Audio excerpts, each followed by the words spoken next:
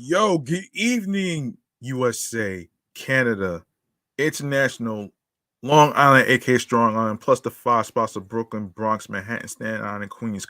Come on in. This is your man, G Money Stacks, aka the Gregonator, YouTuber, host with the most, misunderstood lonely nomad, unstoppable independent podcaster, and rookie podcaster of Laurelton, Queens, New York. And you're rocking and hanging out with me on the 238th episode of Off the Meat Rack Chainz New York podcast, a comedy show based on various wild, crazy, fun topics in entertainment news, music, news, real life stuff, which includes a little bit of mental health, a little bit of transit, a little bit of everything.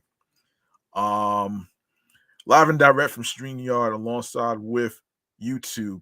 And next to me is the Instagram live feed of the podcast show page on Instagram. So make sure you turn on your notifications to see me in action on Instagram live on different podcast pages. And and of course, to know when each episode is going to be dropping on different days. All right. And also, let me just remind people, of something. If you'd like to support this podcast right here and other podcast shows that I do, you can go to my cash app right here, which is G Money Stacks 555. That's $ capital G, lowercase MONEY, capital S, lowercase TACKZ 555. Once again, don't be discouraged that you're not from a rich family with a lot of money. It's not about that. It's all about doing the best you can on whatever amount of money you choose to donate that you desire will be appreciated. All right. So there you have it right there. And also another reminder is you can give a 5-star rating to Podchaser alongside with Podfriend, and of course there's of course a little bit of Apple Podcasts. Well, not really Apple Podcasts. A little bit of Apple Podcasts, and of course Spotify as well. And 5-star rating will be appreciated. And speaking of appreciation, you can go to the YouTube channel page of G Money Stacks 555, where you see all the New York episodes on there. Grab that subscribe button for me. And of course, tap the noni bells and enable alerts so you can be reminded on the time of the podcast episode live stream recording. Stay tuned for more video content, upcoming episodes, previous episodes. Leave a like and a comment along with the episodes and the topics that's being discussed. And download these episodes, share the videos, and of course, be sure to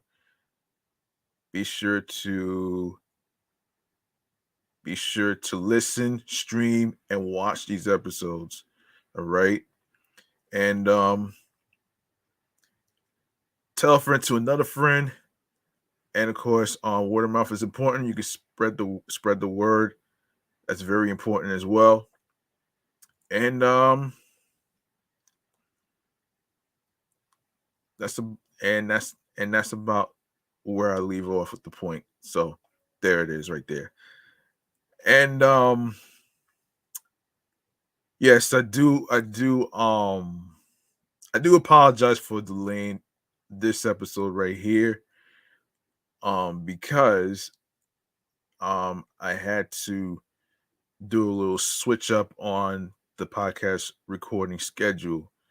And but because episode 114 took so much time, of my other platform, Meticulous Vibe Juice Podcast, I just had to make sure that I record 237 today, which I did already. And here I am with you folks right now with episode 238. And yes, here I am. And today's episode titled Future of DC Comics for Movies and TV Series. And along with various topics we're going to be getting into. But first, let's get into let's get into the New York mass transit files right here. I already talked about the whole mental health thing already in the last episode, so I'm pretty good right now. So I'm good. So New York mass transit files, it is. Let's get into it right here.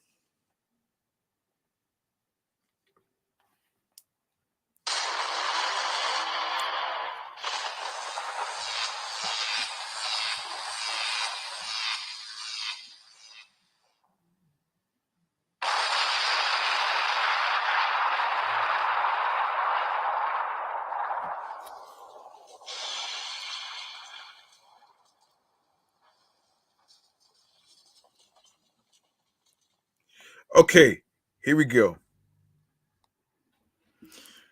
All right, so, and this is where I get my topics from, which is amny.com. And here's what's happening here. The Metropolitan Transportation Authority is expanding its pilot program, providing space for strollers on city buses, citing overwhelmingly positive feedback from stakeholders during a 4-month trial run.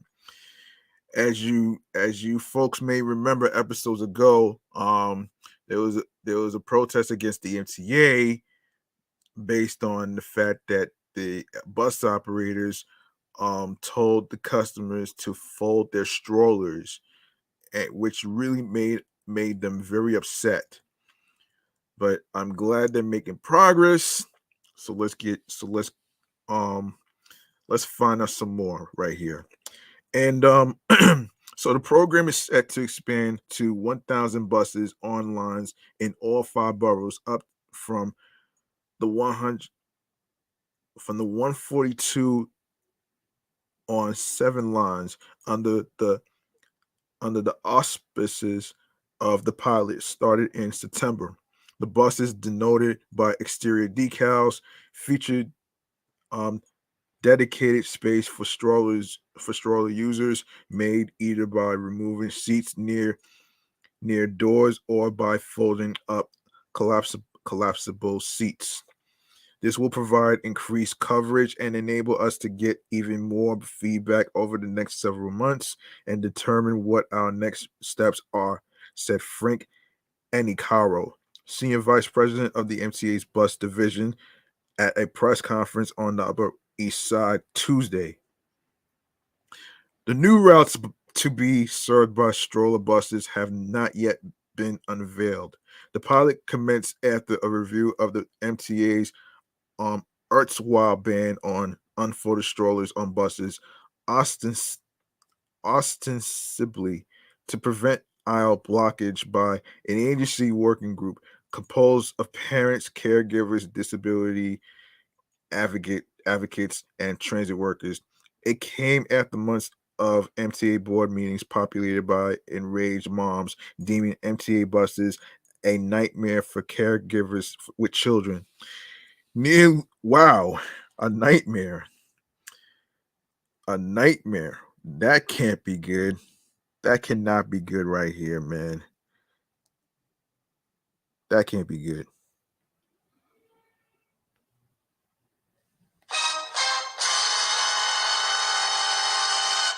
Yes. So,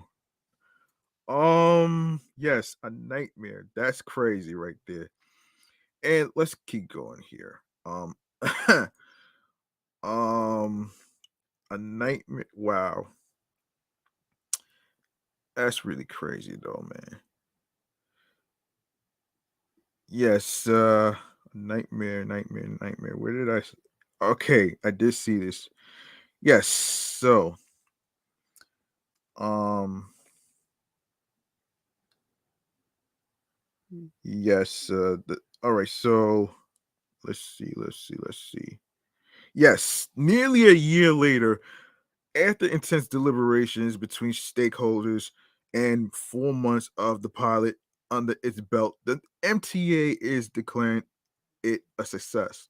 The announcement was a blissful one for many parents who had previously been forced to collapse their stroller and hold their little one themselves, lest they get kicked off the bus.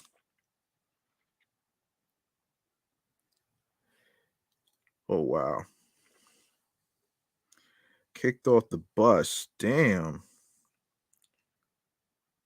Damn, son. Really? Really, though?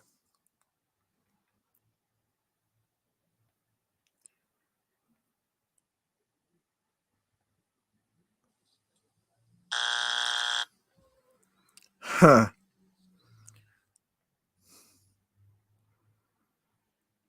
That's ridiculous, man. That's the most ridiculous shit that I ever heard in my life, though.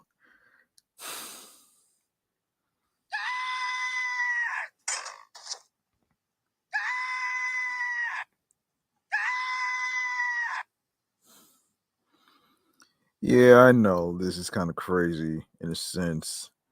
Um, I know that's crazy, but anyway, so so let me see.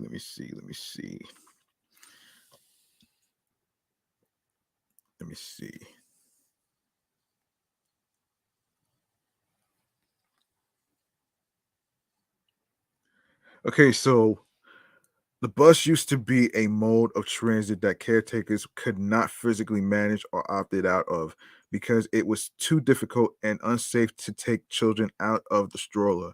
Parents and caretakers say this pilot is life changing, said Christine Yearwood, head of Parents Advocacy Group, Upstand, and a member of the working group at the press conference. It gives children so many more opportunities to learn and grow. Yearwood continue to be able to access more city institutions, libraries, community centers, museums, parks, daycare, schools, activities, and medical appointments safely and with ease. Um, it also allows parents to be part of the city. It gives us choice and opportunity in our work and personal lives. It is a huge improvement in quality of life for us. Rise Aligns, the Strap Hangers Advocacy Group, also praised the pilot's expansion. As predicted, permitting open strollers on buses works and welcomes more New Yorkers on board, said Riders Alliance Executive Director Betsy Plum in a statement. MTA leaders successfully gathered stakeholder input and piloted the new program on several routes. We're very pleased to see this inclusive program now opening new routes to strollers in every borough as part of a robust second phase.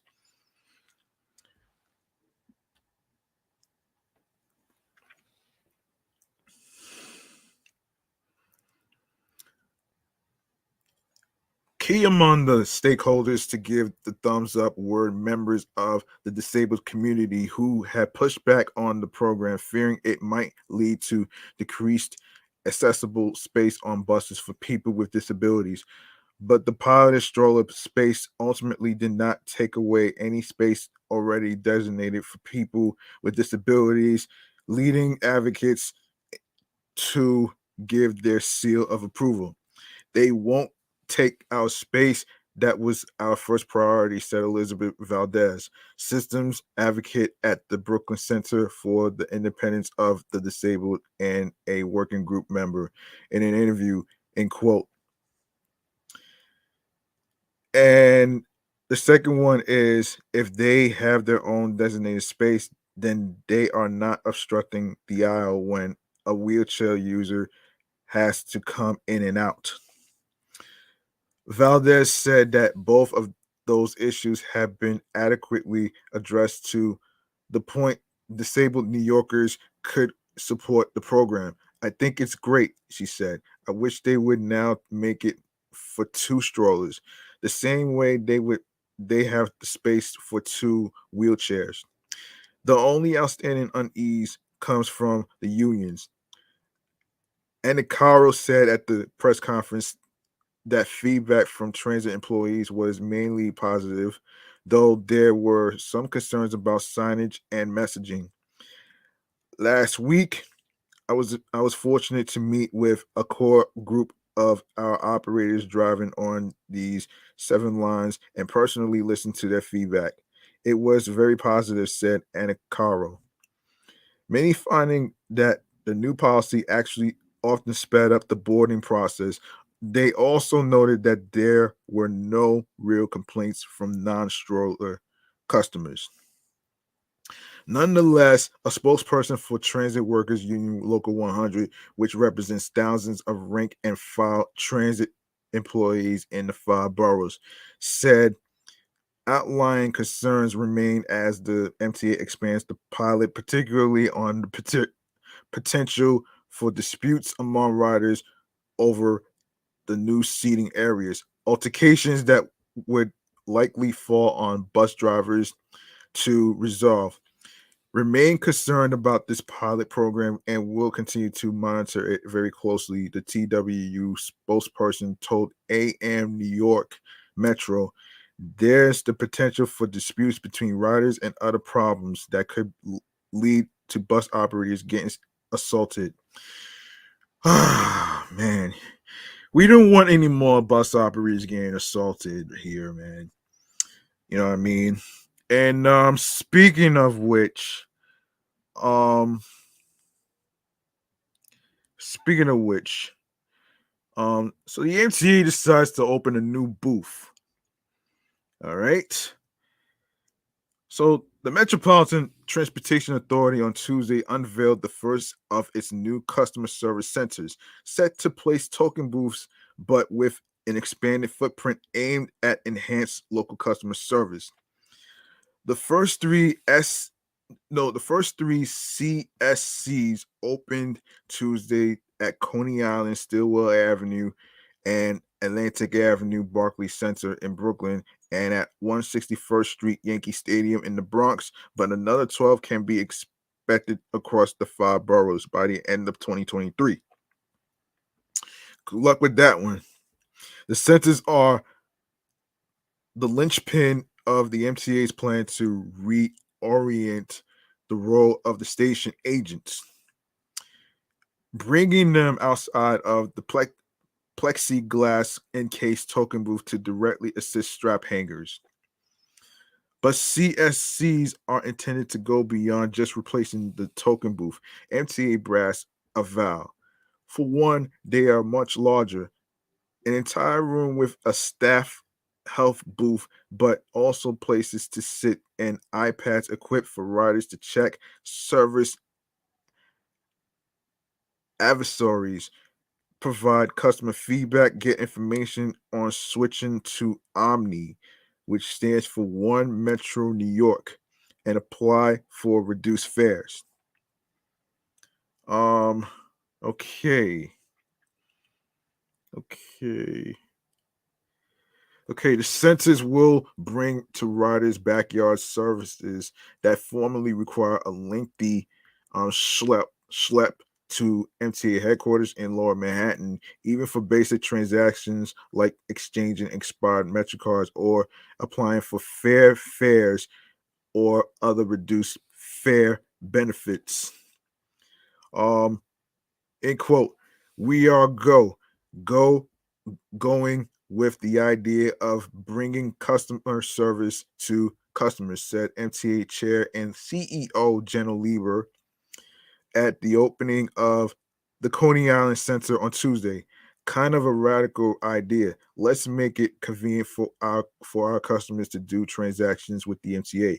The chair said that upon his ascendancy to the authority's top perch, he was horrified to learn how many basic customer customer service actions require strap hangers to come to the MTA instead of the MTA going to them.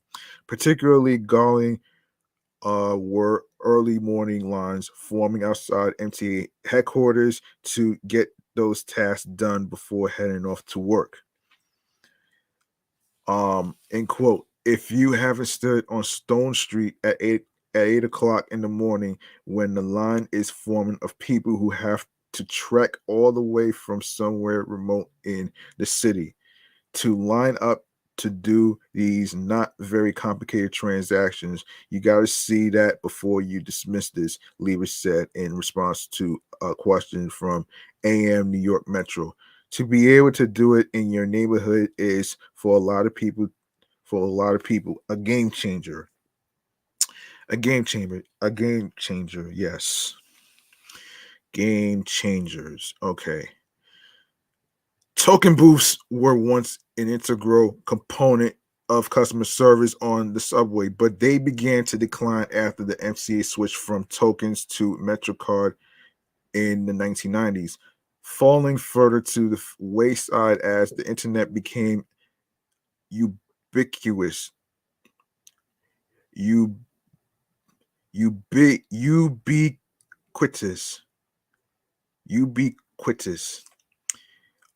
Last year, the MTA and Transport Workers Union Local 100 reached an agreement to transform the role of the station agent, leaving the booth to provide more direct customer service while retaining the jobs of the clerks. Avia um, Javier Loiza, a Staten Island resident and 3-year MTA token booth clerk, is excited for the revamped role, where instead of sitting in the booth for his whole shift, he'll spend part of it on the go assisting riders. End quote. I'm looking forward to it. Loiza told AM New York Metro. Now it's gonna be more hands-on. We're gonna be outside the booth as opposed to inside the booth for the whole 8 hours. Now we're gonna have outside contact with the customers. This is gonna be interesting to see actually. Um um I can't wait to see this actually. I never seen well, yeah, can't wait to see this though. Um, for Deborah Grief, a Sheepshead Bay resident and longtime advocate for strap hangers with disabilities, the centers are a welcome relief from the perilous and frequently inaccessible journey to Lower Manhattan for customer service. I'm very happy because it means I don't have to go down to Stone Street, said Grief. Now I can just come here with money or a debit card. A customer service centers are also set to open later this year at the following stations, starting with the Bronx. Starting with the Bronx, East 180th Street on the 2 and 5 line, Fordham Road on the 4 line, Brooklyn, Myrtle and Wyckoff Avenues, the L and the M trains, Manhattan, 34th Street, Penn Station, 123 train lines. Fulton Street on the 2345 ACJZ lines. Times Square, 42nd Street, 1237 NQRWS. 125th Street, the 456 lines. 168th Street, 1A and C lines. And Queens, Flushing Main Street, the 7 line, yes, 7 train line. 74th Street, Jackson Heights, Roosevelt Avenue, 7 train, E train, F train, M and the R lines. Suffolk Boulevard, Archer Avenue, JFK Airport, the E, J, and Z lines. Staten Island, St. George, SIR. One more transit news we gotta talk about here is hold on a second. One more thing we gotta talk about here is the is the is the taxi medallion debt. Okay, so over $350 million of taxi medallion debt has been forgiven under the city's medallion relief program for distressed cabbies, Mayor Eric Adams announced Tuesday.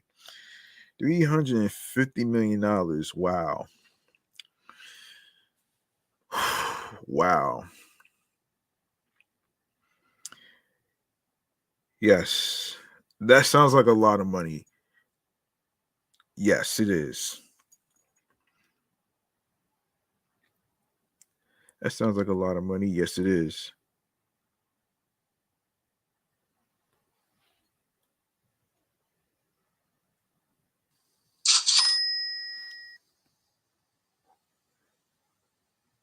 Okay. Nearly 1,800 cabbies with loans from Marblegate Asset Management have seen their loans restructured, wiping $356 million in debt from the books and enabling more financial stability for the mostly immigrant taxi driving workforce.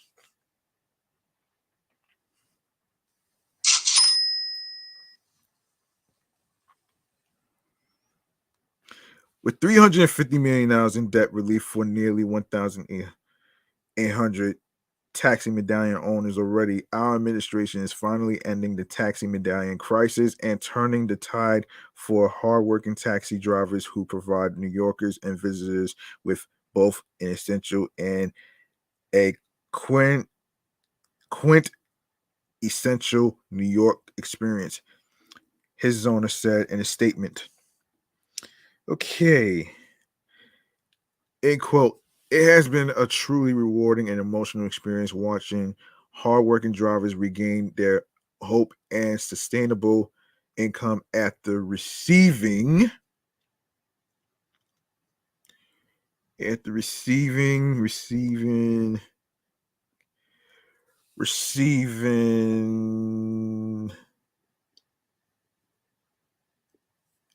receiving this critical support, said Taxi and Limousine Commissioner David Dew. Okay, let's get that out of here. The hyperinflated market price of a taxi medallion collapsed during the 2010s as rideshare services like Uber and Lyft arrived in the city, providing cabbies with serious competition.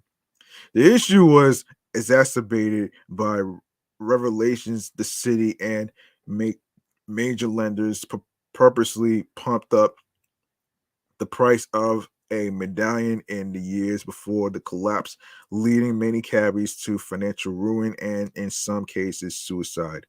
Oh boy. Oh boy. That's crazy, man. Um, wow. Wow. We don't want any more suicide, man. You know what I mean? We don't want any more of that shit, though, man. For real, for real. We don't.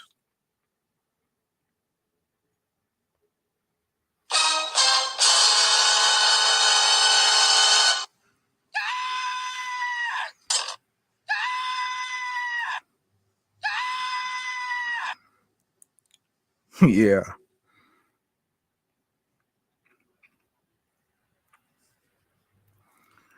Um, After rejecting a deal negotiated by former Mayor Bill de Blasio, cabbies embarked on a 15-day hunger strike outside City Hall seeking a better agreement, which they ultimately won.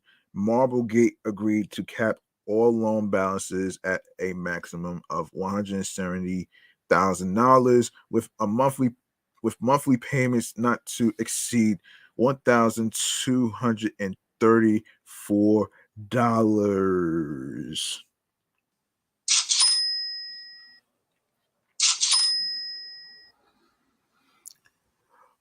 All right. The medallion The Medallion Relief Program remains a lifeline for thousands of families, and its continued success gives us more hope for the remaining lenders to come on board, said um, Baravi Desai of the New York Taxi Workers Alliance, a union repping thousands of cabbies.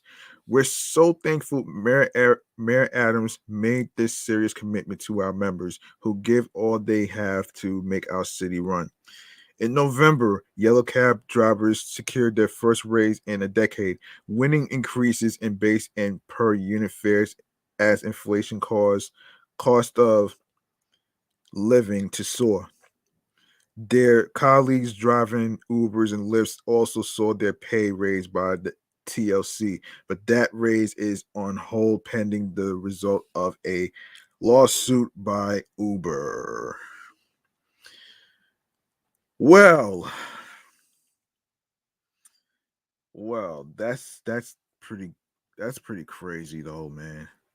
But it's interesting to see what's going on with everything that's going down. And let's see. All right, so we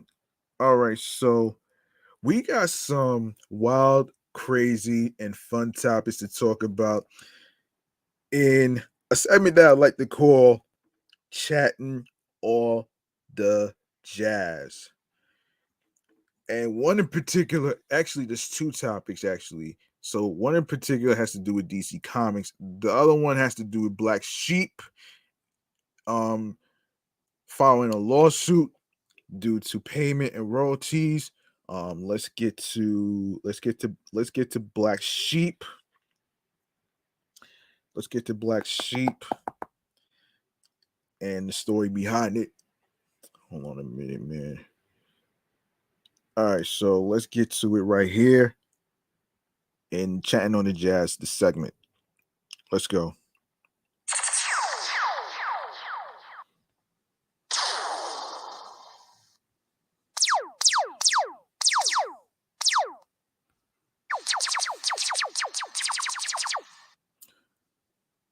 Okay.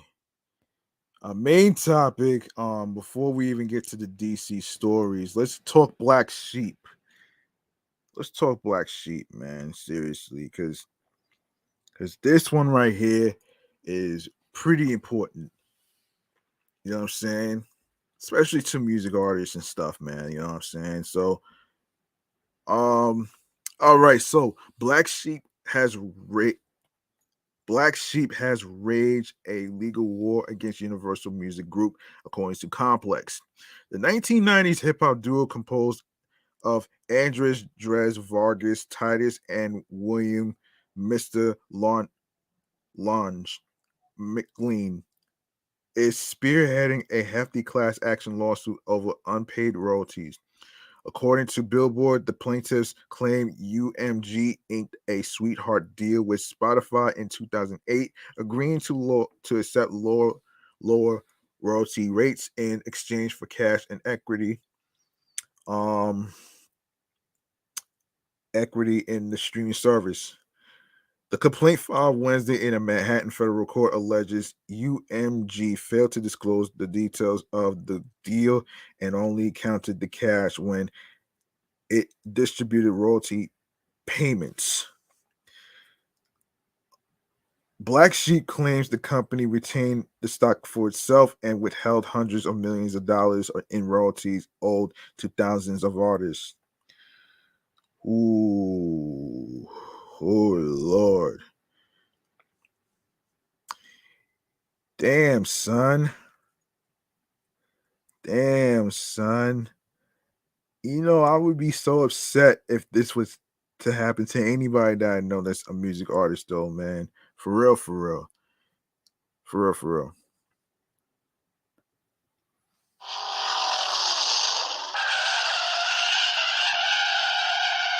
Why don't you look me up?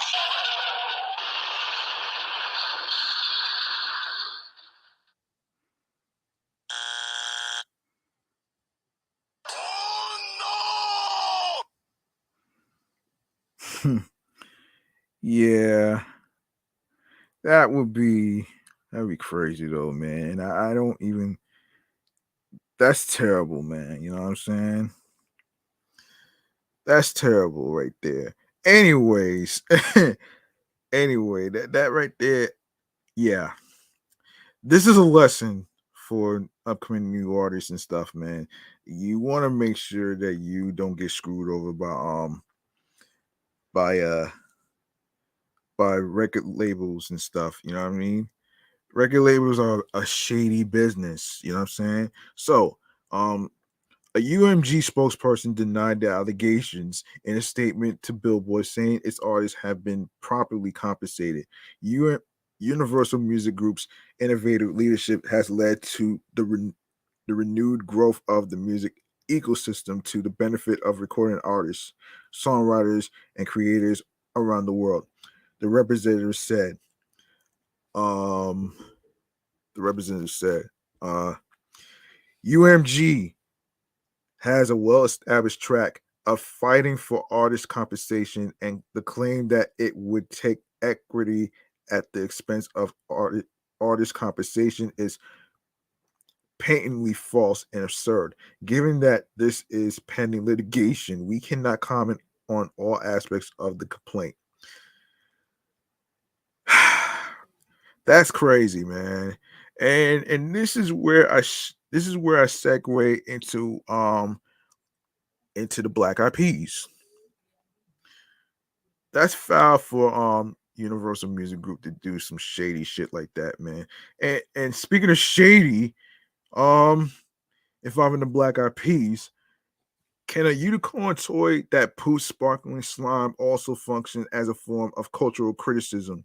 Or if that toy tweaks the lyrics of a popular song, it is simply exploiting the market for that song without contributing anything to the cultural discourse.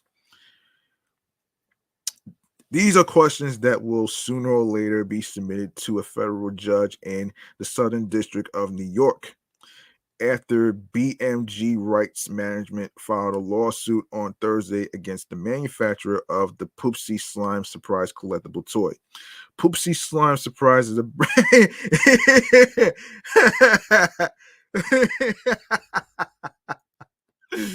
oh shit.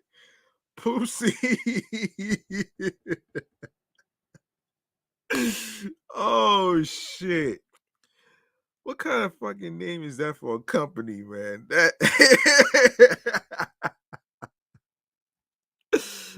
oh shit.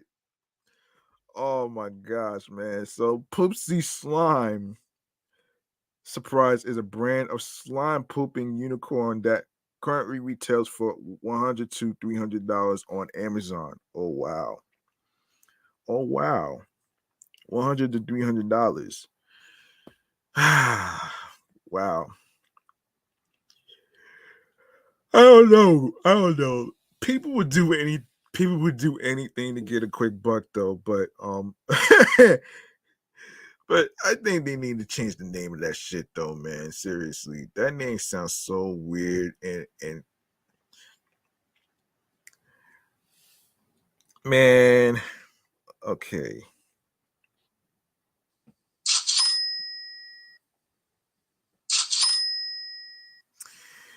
Yeah, unfortunately the yeah, hold on a second, man.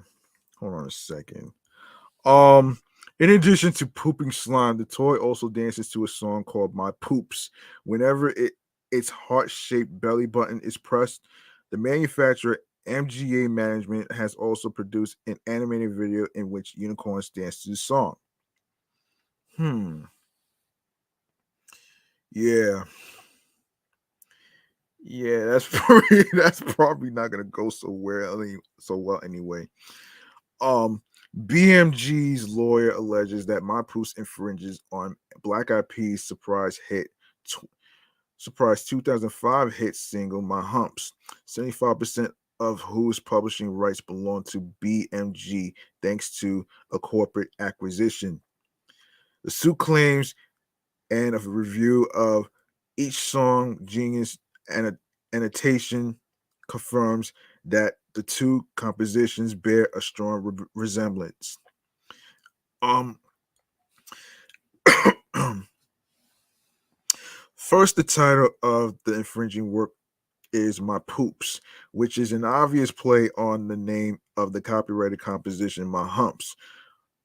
wrote BMG's lawyer Seth L. Berman and of Abrams Festerman LLP. Berman goes on to list some similarities, including the melody, counter melody, lyrics, chord progression, and the use of a lead singer who uses a similar delivery and vocal inflections as used by Fergie on the original sound recording. Okay, first of all, the name of the company is so fucking ridiculous. Name of the company is so fucking ridiculous right there, man. And I want to actually say, this is so fucking ridiculous and so fucking. The name of the company itself sounds so fucking disgusting, man. I think they need to change the name of the damn fucking shit to something else, man. Like that right there. I don't know if I like the name My Poops. My Poops is so.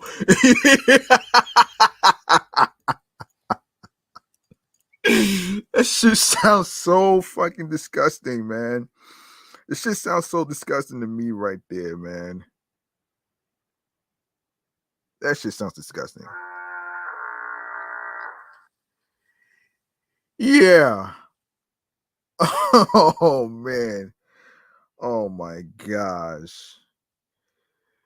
Yeah, man. Talk about crash.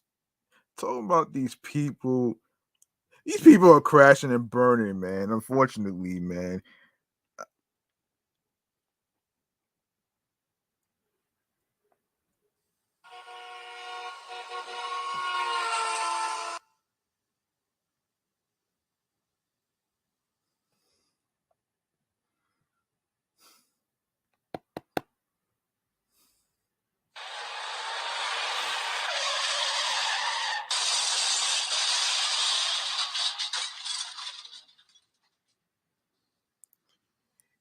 Yes, so yeah, the name of this shit is so fucking disgusting. I don't really understand why would you call a company that. But I digress, man. This is fucking ridiculous. Um anyway, so the melody, wait, where did I okay. So MGA Entertainment first released the toy in time for the Christmas 2018 shopping season. The suit alleges that when BMG became aware of the infringement, it sent MGA a cease and desist letter, which the toy maker ignored. According to the suit, the company has not licensed the song and yet continues to profit from it, having generated tens of millions of dollars in revenue for defendant. MGA did not respond to a request for comment on Friday. The company could argue that My Poops is a parody of My Humps and is thus protected as fair use.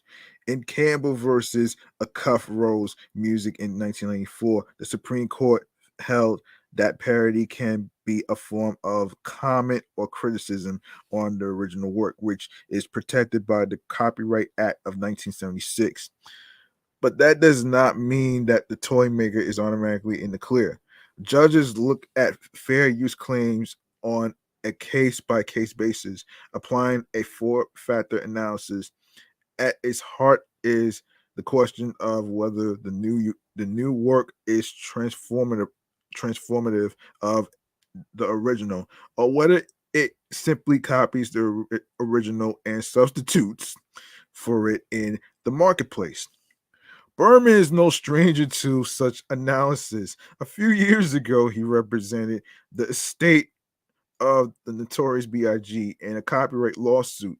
A poet, A.B.L. Dunn, um, Oye, Oye, whoa, alleged that Biggie stole a three-word phrase, party and bullshit, from a 1968 poem entitled When the Revolution Comes.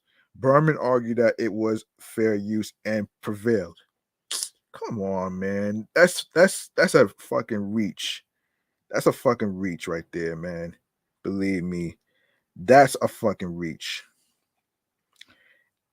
That's a fucking reach right there, man. You know what I'm saying? Um, that's really a reach, man. So I don't know, but this is tough. This is very tough actually to actually get into the whole thing. This is gonna be a hard battle for the Black Eyed Peas to win this, so we'll see what happens. And let's see what else, what else, what else, what else, what else, what else, what else. Oh, we need oh, wait a minute here. 2022. Yes, we need to talk about that too. We need to talk about that as well. I forgot to talk about that shit too. Yes, yes. So I forgot to mention this. Um, yes, 2022. Here we go. Um, yes, so 2022. Okay, more children were killed in traffic collisions in 2022 than any year since the city adopted Vision Zero as a principle, according to a new report from Safe Streets advocacy organization Transportation Alternatives. 16 children were killed on city streets in traffic crashes last year, more than any year since 2014. The year Vision Zero, the idea that policy making should aim to entirely eliminate traffic deaths on city streets, was adopted by the administration of former Mayor Bill de Blasio. The decreased include 5-year-old Yakao Farhai, who was struck by a BMW driver in February outside his Midwood home, succumbing to his injuries 3 months later. Another 5-year-old boy, Jonathan Martinez, died in September after being struck by a pickup truck driver while crossing the street in East Elmhurst, Queens, New York. The driver, who fled the scene, was charged with hit and run and driving without a license. Up in the Bronx, 16-year-old Alisa Kolin Kolinovic was killed in May after being struck by a box truck in Morris Park. The driver was arrested and charged with failure to yield. Oof. Oof. Oof. Oh man. Man. That really sucks right there, man. Um that really has to suck. Um Man, let's hope this year we don't get any more people getting hit by vehicles, because that right there really sucks.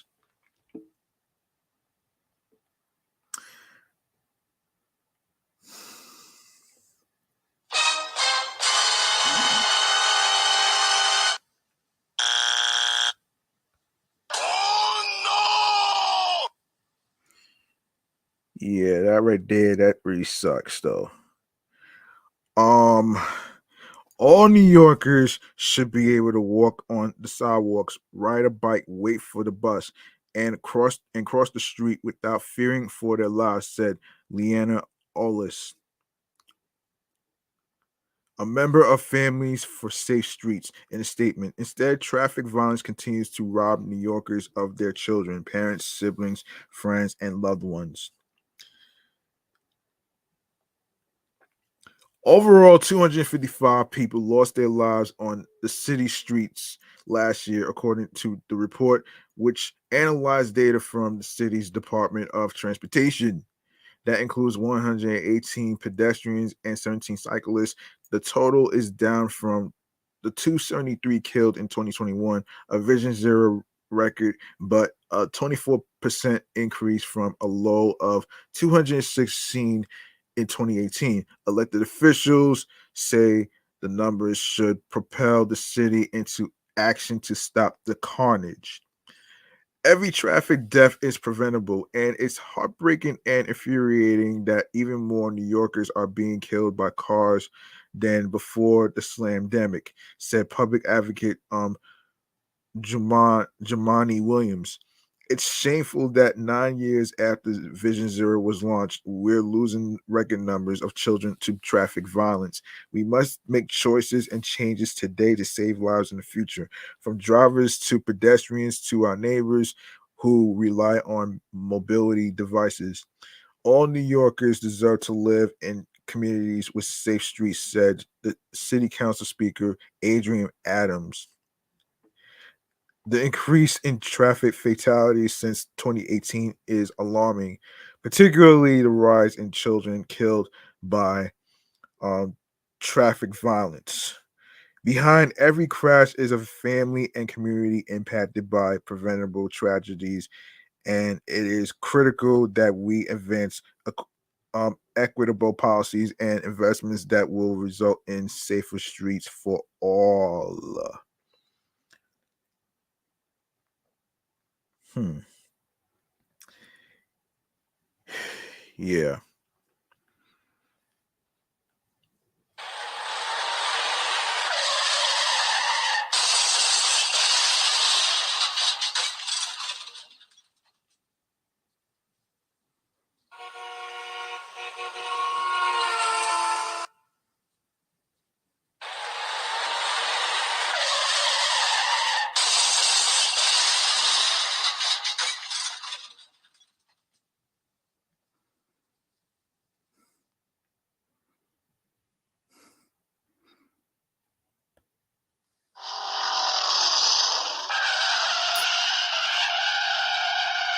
Why don't you look me up?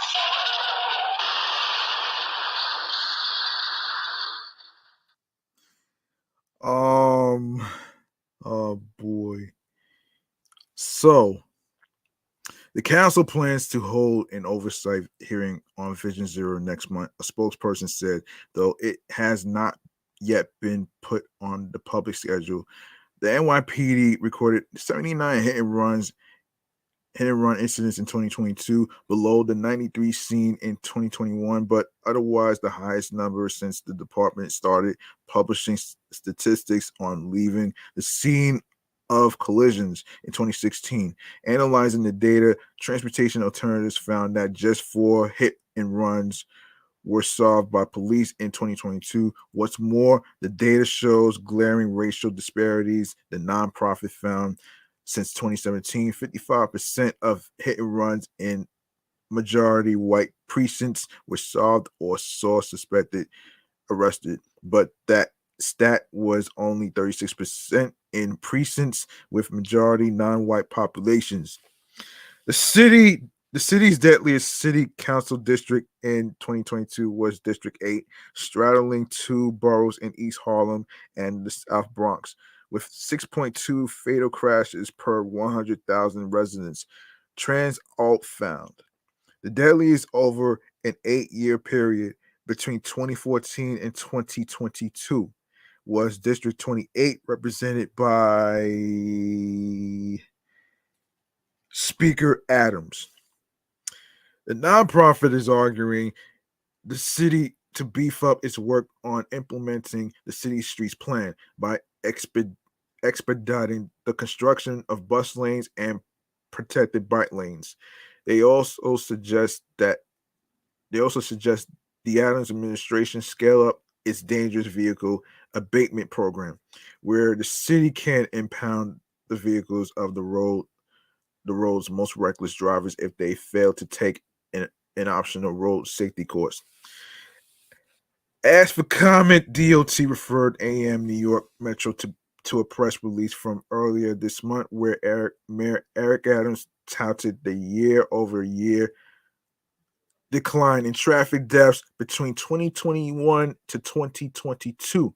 His owner highlighted the 6.3% decrease in pedestrian deaths between 2021 and 2022, the fact that cyclist deaths have declined for 3 years in a row, and that traffic deaths remain well below pre-Vision Zero levels. Across the board, the numbers are clear. New York City is getting safer, the mayor said on January 6th, while traffic fatalities rise across the country. We are making major actions like improving 1,400 intersections and turning on speed cameras 24/7, making our streets safer for pedestrians, cyclists, and drivers. Even as we see significant progress, our North Star remains Vision Zero, and we will continue working towards a day when no one dies from traffic violence in New York City. Pedestrian deaths in 2022 were 25% higher than a low of 94 in 2020, though that may be explained by COVID-19, keeping people hunched in their homes for several months. Yes. All right, so okay. All right, so we need to get into the future of DC Comics for movies and TV series. Um and Yeah, let's get into the DC thing, because this is important to the DCP fans out there. And let's see.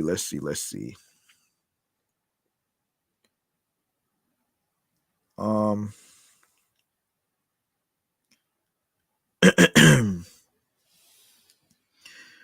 so so there are four upcoming DC movies releasing in 2023, and Warner Brothers has even more in various stages of development, starting with Shazam: Fury of the Gods in March. Co-CEOs James Gunn and Peter Safran have a full slate of new DC movies planned, despite the WB shakeups and cancellations of multiple DC movies and shows. Fans of the DCEU still have plenty to look forward to over the coming years, as do those waiting for standalone DC films like Joker, Foley, Adu, or The Batman 2. For some long awaited DC Comics movies like Man of Steel 2 or the Justice League sequel. However, the future is still uncertain. Okay. And the current slate of upcoming DC movies barely resembles the plan for the DCEU laid out by Warner Brothers in 2013. Comics movies like Man of Steel, Batman vs. Superman, Wonder Woman 1984, and Justice League didn't achieve their objectives, but previously lesser known characters in DC Comics like the Suicide Squad, Shazam, and Black Adam proved to be hits with audiences. The DC movies 2023 the um, lineup lineup is a mix of established and new faces, and the potential upcoming DC movies for 2024 onward uh will likely feature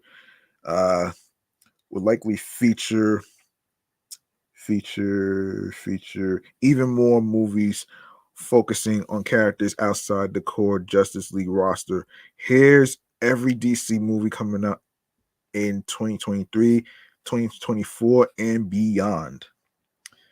So, for starters, Shazam: Fury of the Gods comes out March 17th. Actually, yeah, March 17th, 2023. The first on the list of upcoming DC movies is Shazam 2, which arrives on March 17th, 2023, and is subtitled Fury of the Gods, excuse me. Shazam was both a critical and commercial hit, and fans clearly want more of Zachary Levi's childish superhero. David F. Sandberg back is back to the director's chair, and DC Films has nabbed Helen Mirren and Lucy Lias as villains, Hespera and Calypso. Shazam: Fury of the Gods was initially pegged to take DC's holiday season 2022 slot.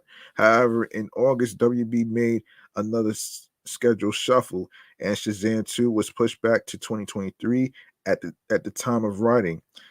The Shazam 2 release date is still March 2023. Shazam Fury of the Gods releasing close to Black Adam has many wondering if the two will connect prior to a Black Adam 2 or Shazam 3. Um, Despite there being no plans for either among upcoming DC movies, outside DCEU building, many moviegoers are simply excited that one of the freshest, most interesting, and lighthearted superhero franchises offered by DC shows no signs of stopping. Shazam isn't a character as well known as Superman, for example, but the critical reception to his first big screen outing might indicate that this will change as time goes on. The Flash, featuring Ezra Miller's return as the titular hero, The Flash has made the most turbulent production of all the upcoming DC movies and has gone through directors at a speed even Barry Allen would admire. Thankfully, with IT's Andres Muschietti at the helm, things are actually moving forward with a June 16th, 2023 release date. The Flash will introduce the multiverse of the DCEU, bringing back both Michael Keaton's Batman from the Tim Burton movies and Ben Affleck's Batman from Zack Snyder's. The Flash will also introduce the DCEU's Supergirl, played by Sasha Cale, with Ron Livingston taking over for Billy Crudup as Barry's father, Henry Allen. After being cut from Justice League, and then restored by the Snyder Cut, Kiersey Clemens will make her um canonical DCEU debut in a story that takes inspiration from DC's Flashpoint and begins with Barry attempting to undo his mother's death. With so much potential behind the film, The Flash might become the most important film in DC's future. However, many fans are already calling for Ezra Miller's replacement after the star's controversial conduct. Despite WB and DC's best efforts, both of their two biggest Justice League spin-offs, The Flash and Aquaman, still have far from certain futures. Blue Beetle. WB has wanted to include Blue Beetle among their upcoming DC movies since late 2018, but only in early 2021 when Angel Manuel Soto was announced as director did production on the Blue Beetle movie begin moving forward. Blue Beetle is now releasing on August 18th, 2023. Soto since confirmed Blue Beetle will be set within the DCEU, and despite initial reports about it being an HBO Max exclusive, Blue Beetle will be buzzing onto the big screen as one of the DC movies 2023 theatrical releases. Like 2022 Black Adam, Blue Beetle is one of several new DC movies to focus on a character those unfamiliar with DC might not recognize. Cobra Kai's Zolo Duana has been cast as the Blue Beetle himself, um, known to his friends as Jamie Reyes, and filming filming was announced as wrapped in mid 2022. One of Blue Beetle's villains will possibly be Carapax, the indestructible man, as Sicarios Raul Trujillo has been cast in the role. Bruna Mar-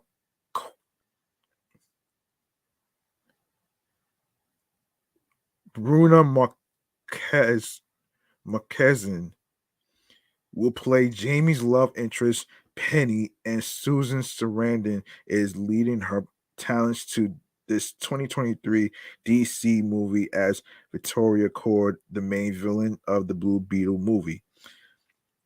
Aquaman, the sequel, one of the most anticipated DC movies, Aquaman and the Lost Kingdom, comes to the heels of James Wan's Aquaman earning more than $1.14 billion at the worldwide box office, and the confirmed Aquaman 2 release date is December 25th, Christmas Day, 2023. Wan returns as director, and Jason Momoa is reprising his role of Arthur Curry, aka Aquaman.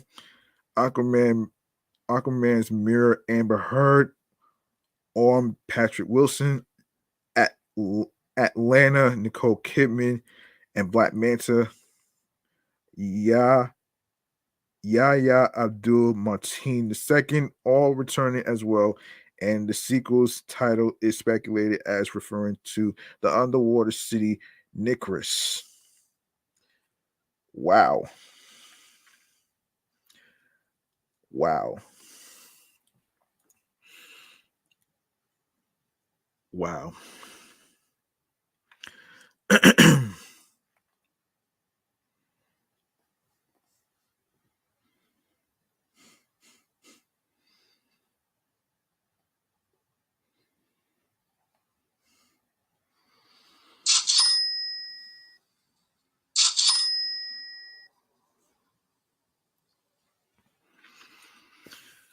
After a few delays due to wider DCEU reshuffles, the release date for Aquaman and the Lost Kingdom was set for March 2023. However, Aquaman 2 was once more delayed and given its current 25th December 2023 release date. This was reportedly so that the VFX team could ensure post-production is as solid as possible. It's possible the aquatic Avatar: The Way of Water from Disney also made WB want to reschedule Aquaman and the Lost Kingdom to avoid comparisons. Many fans weren't happy about this decision, though. Not only is this the latest delay of many, but this time Aquaman 2's issues also caused delays to Shazam 2, which took Aquaman 2's previous March slot in the DC movies 2023 schedule. Of course, the sequel to the Joker. Thankfully, the continual reshuffling of the upcoming DC movie slate hasn't disrupted the Joker fully ado. The standalone Joker bucked the trend for recent DC movies in that it was both critically acclaimed and kept fans of the Clown Prince of Crime happy. Alongside the Suicide Squad, it is perhaps the highlight of DC's output in the last few years. Joker Folie à Deux is confirmed to have an October 4th, 2024 release date. And since it's not part of the DCEU, fans can be much more confident that it'll actually materialize as promised. Joaquin Phoenix is back as Arthur Fleck, giving Joker's box office success as the studio optioned a sequel, even though Joker wasn't made with one in mind. Todd Phillips is also back in the director's chair. Joker 2 will co-star Lady Gaga, confirmed as a new spin on Harley Quinn. And it will apparently also be a musical, somewhat fittingly given the pop powerhouse's presence. Folie à Deux is a psychological term defined as a delusion shared by two people in close connection. Other confirmed cast members include Catherine Keener, Brendan Gleeson, and a returning Zazie Beetz. Superman Legacy. Superman Legacy, releasing on July 11, 2025, will see Superman back in James Gunn's revitalized DCU. Despite what the title suggests, Superman Legacy won't be an origin story. Rather, this installment to the upcoming DC movie slate will focus on Clark Kent attempting to balance both his Kryptonian heritage and his human upbringing. Gunn has revealed that he'll be focusing on a much younger Superman than previous DCU films. Written by James Gunn, Superman Legacy will be seen as the jumping off point for James Gunn's takeover and reformation of the DCU. Unfortunately, as I talked about in episode 219 and 220 about Henry Cavill will not be returning for this installment on the upcoming DCU movies roster. That means the hunt for the new Superman has officially begun. While the movie will feature a younger Clark Kent, he'll still be old enough to work at the Daily Planet. No official director has been attached to Superman Legacy, but there's always the possibility that James Gunn will step in since he's already writing the movie. And the sequel to The Batman. The Batman Part 2 is part of the upcoming DC movies list, and the film will hit the big screen on October 3rd, 2025. Matt Reeves' The Batman is getting a sequel as well as a few spin-off series like Penguin and Arkham Asylum. Robert Pattinson will once again play Bruce Wayne, and the last movie ended with several options for the Batman 2 story. Current speculation is that Reeves has set up an adaptation of the popular No Man's Land story, where Gotham becomes a battleground cut off from the mainland U.S. after a horrific earthquake. Wow. Horrific earthquake. Okay. That sounds very, very, very scary to me. That's very scary. Wow. That's a very scary thing to hear, actually, if you really want to be technical and honest. Um, yeah.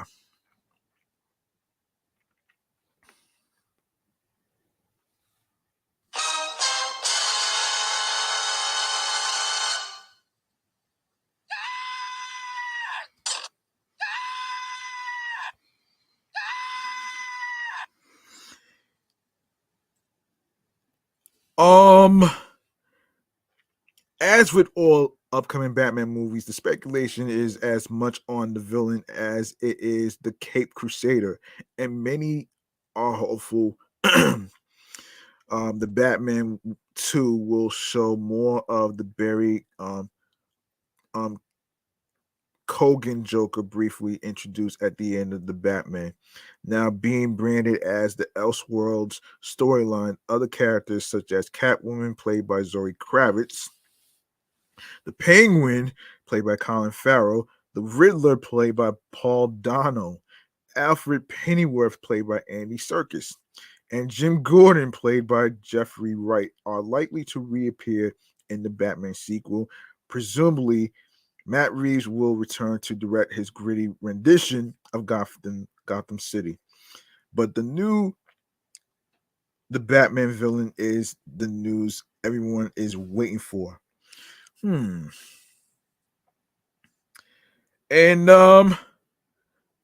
of course, on to less certain new DC movies.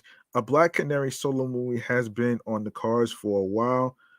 2020's Birds of Prey was a critical hit, but a box office flop, leaving DC movies debating if a sequel would prove worthwhile.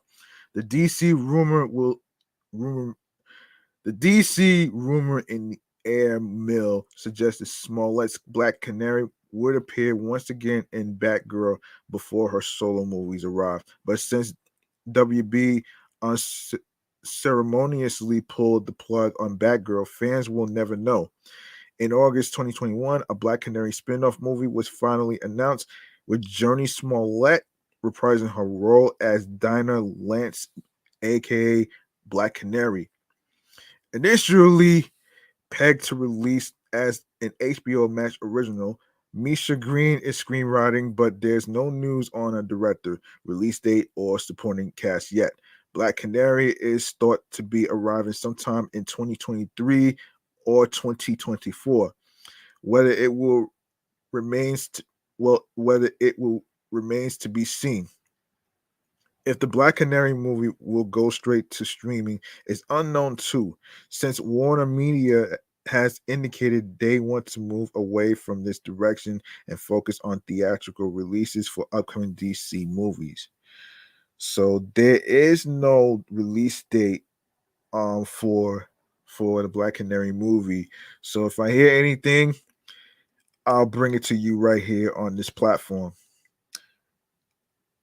And Static Shock, another one that's not that has no release date quite yet. So, originally announced at DC Fandom 2020, Michael B. Jordan is attached in a producing role to a Static Shock movie, assumed to be an HBO Max project at this early stage. Although, again, the state of HBO Max projects is now unknown.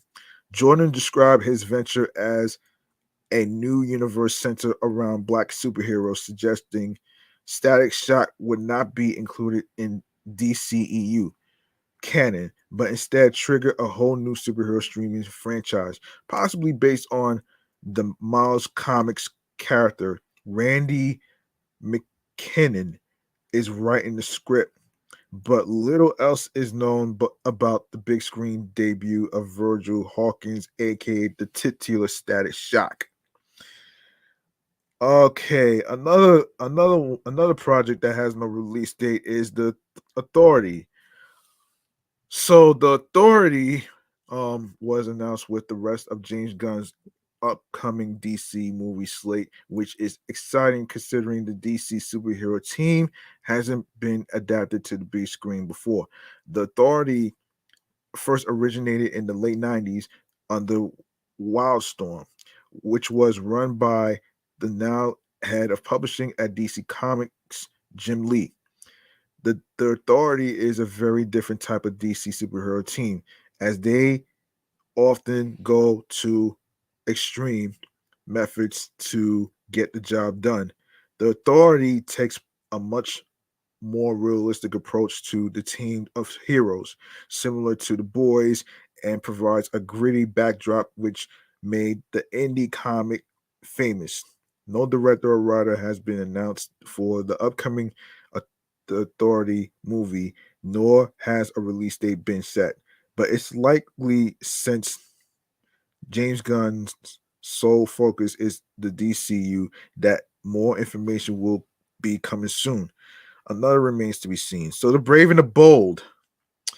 The DCU will be getting a whole new Superman and a new Batman. Next up on the upcoming DC movies list is The Brave and the Bold, which will be the first new Batman movie of the revitalized DCU.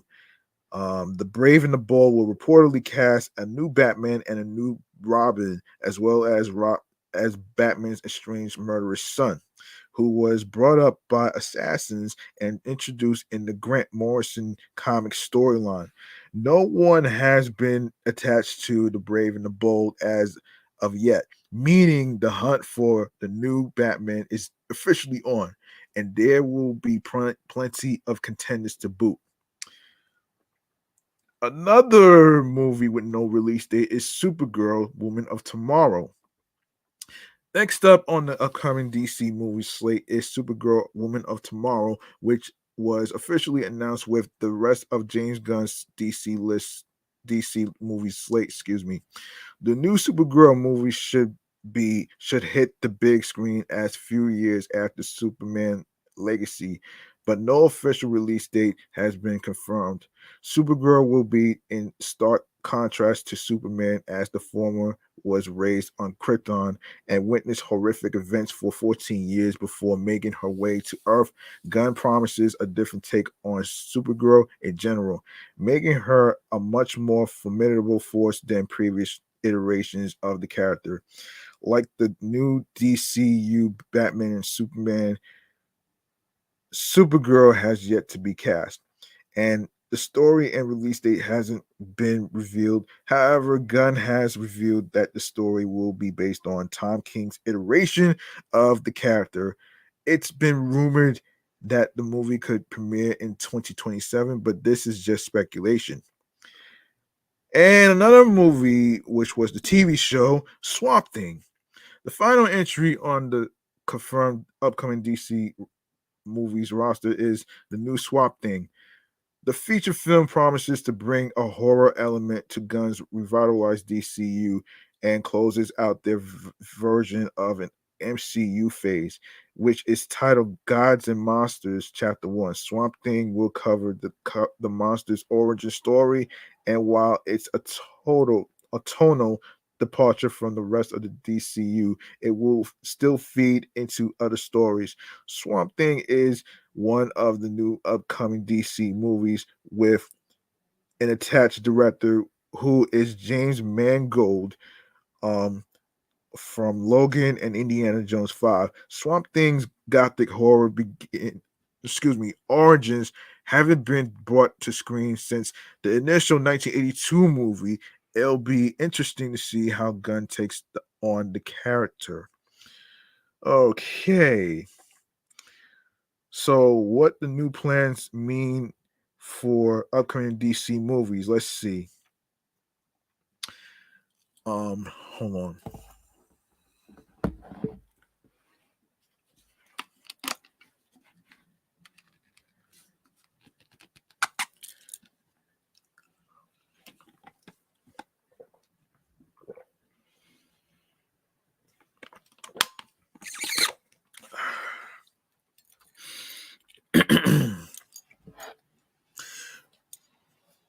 Well, let me see. All right. In December 2022, the news broke via the Hollywood Reporter that James Gunn and Peter Safran's plans for the new DCU/DCEU meant bigger changes to the upcoming DC movies lineup than anyone anticipated. Patty Jenkins' Wonder Woman 3 star Gal Gadot appears to have been put on hold indefinitely, which I will get to next. Um, since the Wonder Woman franchise was considered one of the safest IP in the DC Comics movie stable, this news came as a huge shock, as did the indication that a sequel to Black Adam was also far from certain, despite Dwayne Johnson lauding the profitability of the movie and rumors of a Hawkman spin-off circulating just days earlier.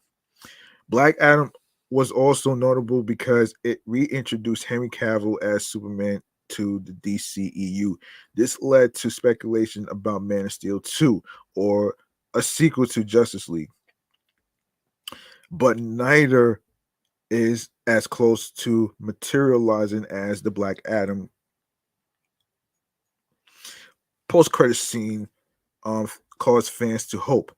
With Gunn and Safran branching out in a fresh direction for new and upcoming DC movies, it's possible the old DCEU will be all but left behind, including the Justice League.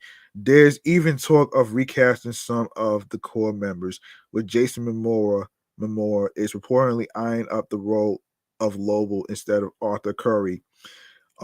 Whatever lies in store beyond the DC movies 2023 schedule, it will almost certainly be vastly different from what came before. Every other DC movie in development, in addition to all the movies on WB's official upcoming DC movie slate, there are several more in various stages of development, some of which are connected to the DCU, and some that aren't. Potential DC projects come and go, with some canceled almost immediately following announcement, and others being pulled only a few months prior to their supposed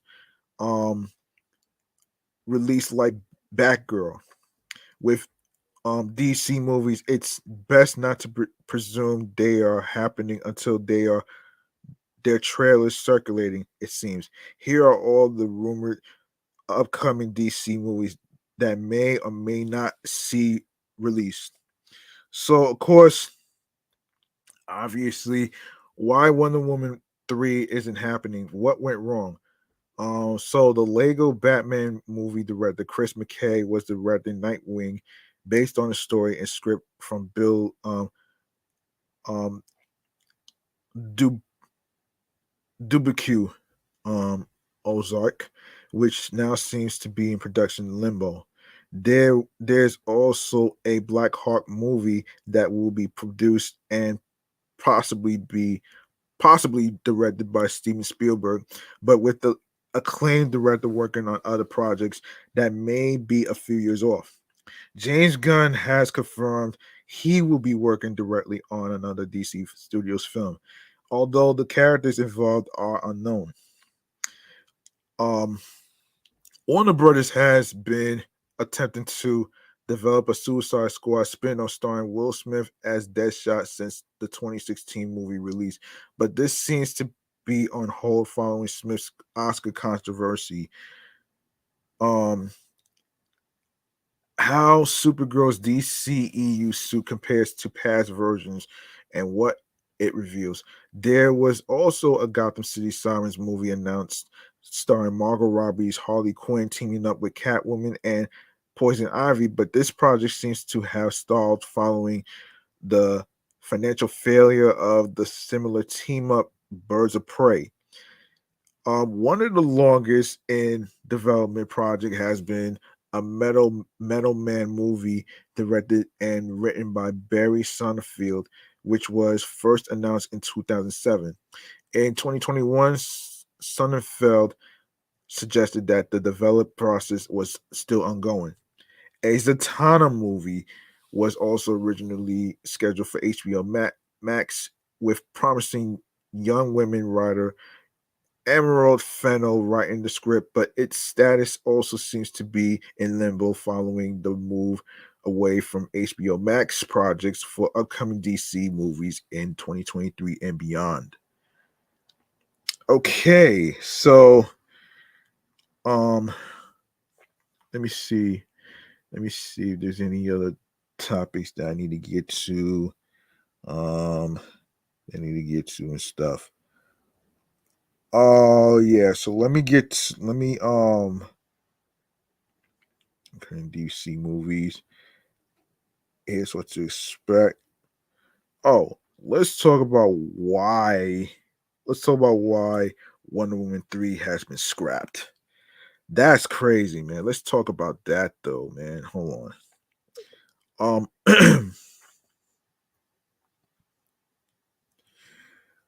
All right, so let's get into why Wonder Woman 3 has been has been scrapped. Let's take a look. While fans grapple with the idea of losing Wonder Woman 3 from the future of the DCU, a report has suggested that despite James Gunn and WBD bosses getting the blame for the scrapping of the movie, it could actually all come down to director Patty Jenkins. Excuse me. The latest news on the movie's demise is that Jenkins was asked to provide another treatment for the film, but she decided that it was not something she had any intention of doing.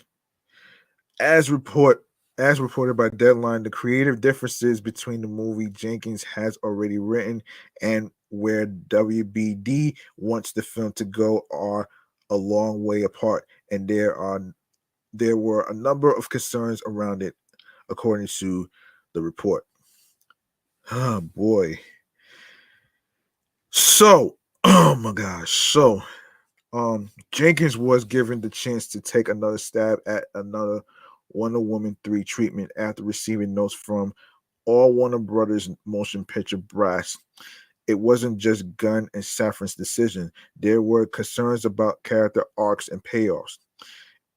And the threequel, emulating similar structural problems a la Wonder Woman 1984, she decided to take her toys and go home.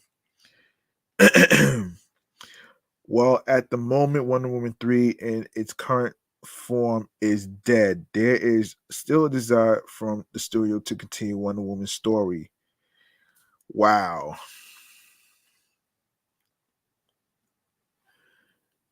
Wow.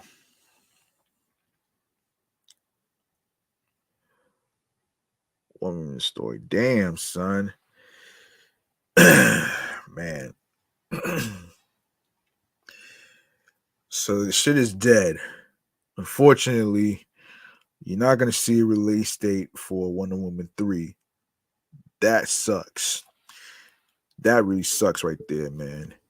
If you want to get technical, that sucks. Yeah.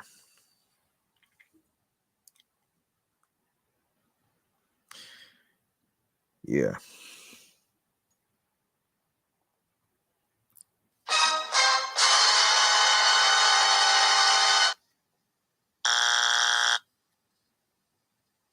Oh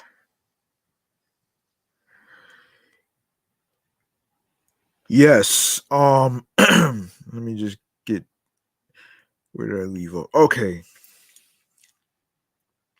Okay. So this is where I left off.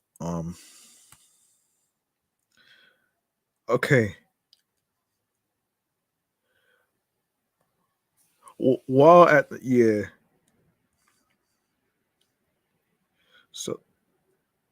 So how this will now come about is something that will likely take a while to sort out. As if Jenkins really has abandoned the movie, then the changes will begin with a new writer, and that takes time.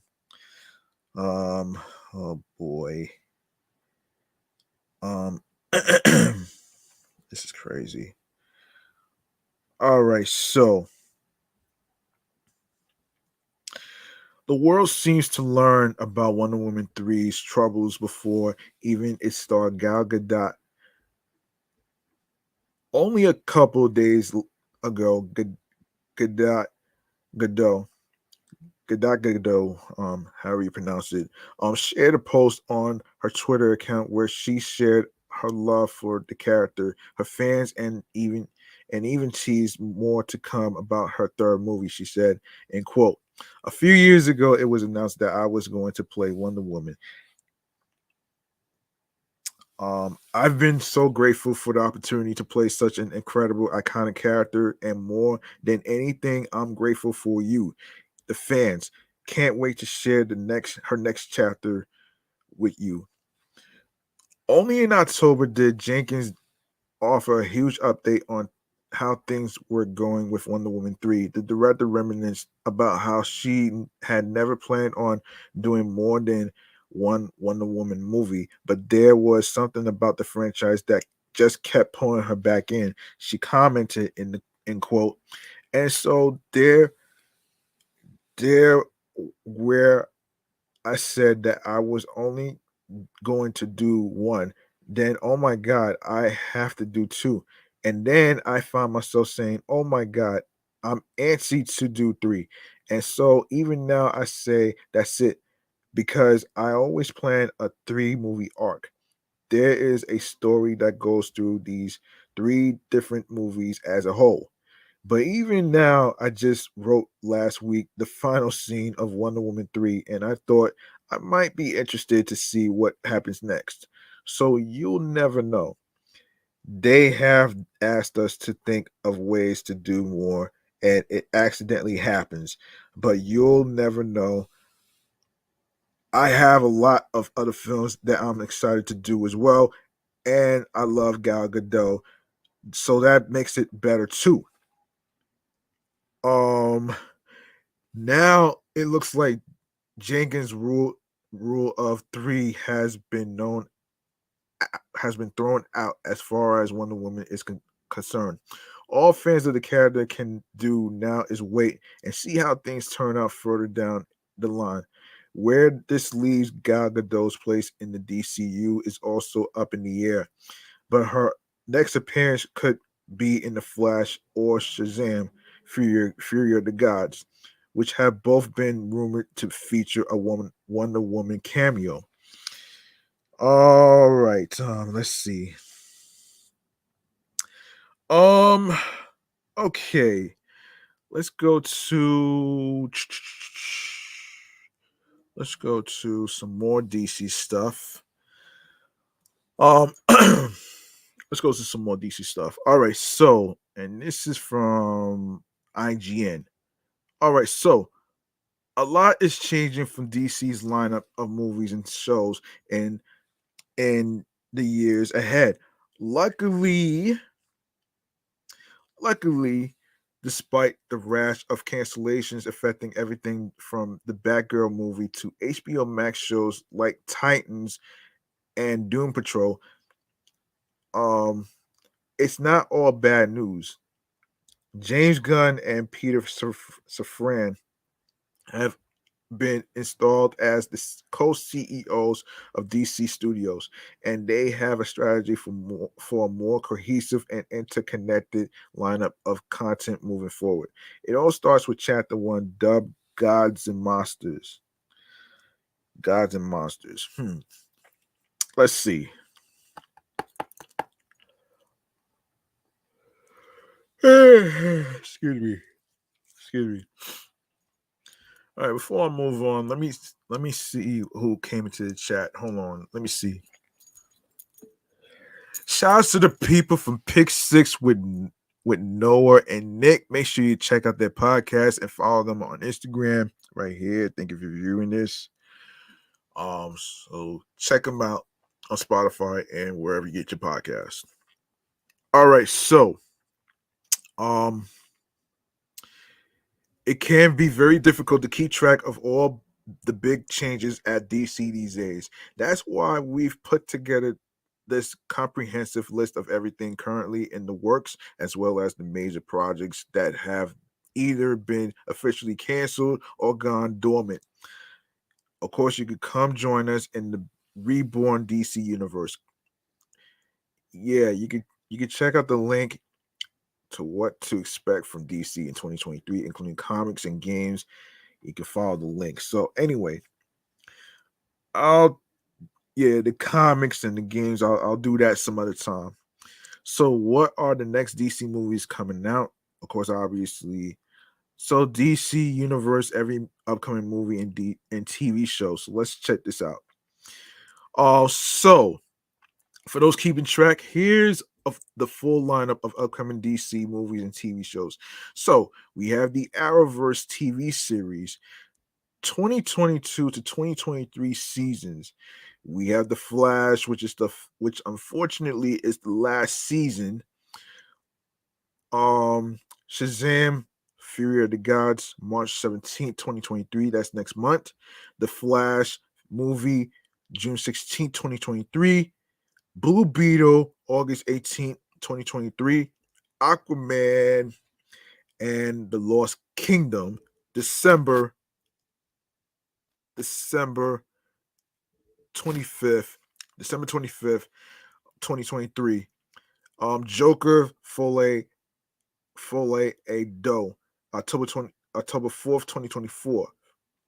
Superman Legacy, July 11th, 2025. The Batman 2, October 3rd, 2025. The Brave and the Bold in development. Supergirl, Woman of Tomorrow in development. The Authority is in development. Swamp Thing is in development. Waller, Peacemaker Season 2 is in development. Creature Commandos animated series, possibly 2024. Booster Gold TV series in development. Paradise Lost TV series in development. Lanterns TV series in development. Gotham PD Arkham TV series in development.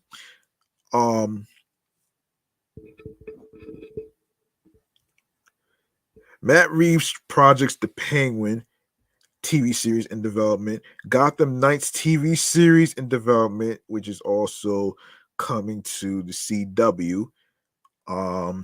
Dead Boy Detectives TV series in development. The Sandman Season 2 in development. And Constantine 2 in development as well. Yes, It already came out already, so the Flash will finally come to an end in 2023 with a shorter 13 episode run, and with it, the Arrowverse as a whole will be taking its final bow. Okay, so Shazam Fury of the Gods, March 17th, 2023. It wasn't long after Shazam's April 2019 release that rumors surfaced that about the sequel.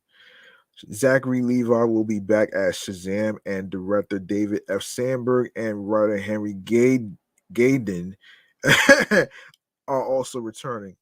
Most of the cast from the first movie will return, while Helen Mirren and Lucy Liu join the proceedings as Hespera and Calypso, respectively. As the most of the legacy DCEU titles, it is unclear how or if Shazam will continue in the new DCU after this film. Of course, obviously, the Flash movie, June 16, 2023. The Flash movie has seen more than its fair share of controversy and behind the scenes trouble on the road to its June 2023 release. Following a revolving door of directors, it's Andy Muschietti has taken the reins of the film, which sees Ezra Miller reprise his role as the Scarlet Speedster. Um, as an as well as another version of Barry Allen. The film also features two versions of Batman, both Ben Affleck's DCEU version and Michael Keaton's aged Dark Knight, while also introducing Sasha Cale as Supergirl and reportedly bringing back Michael Shannon's General Zod.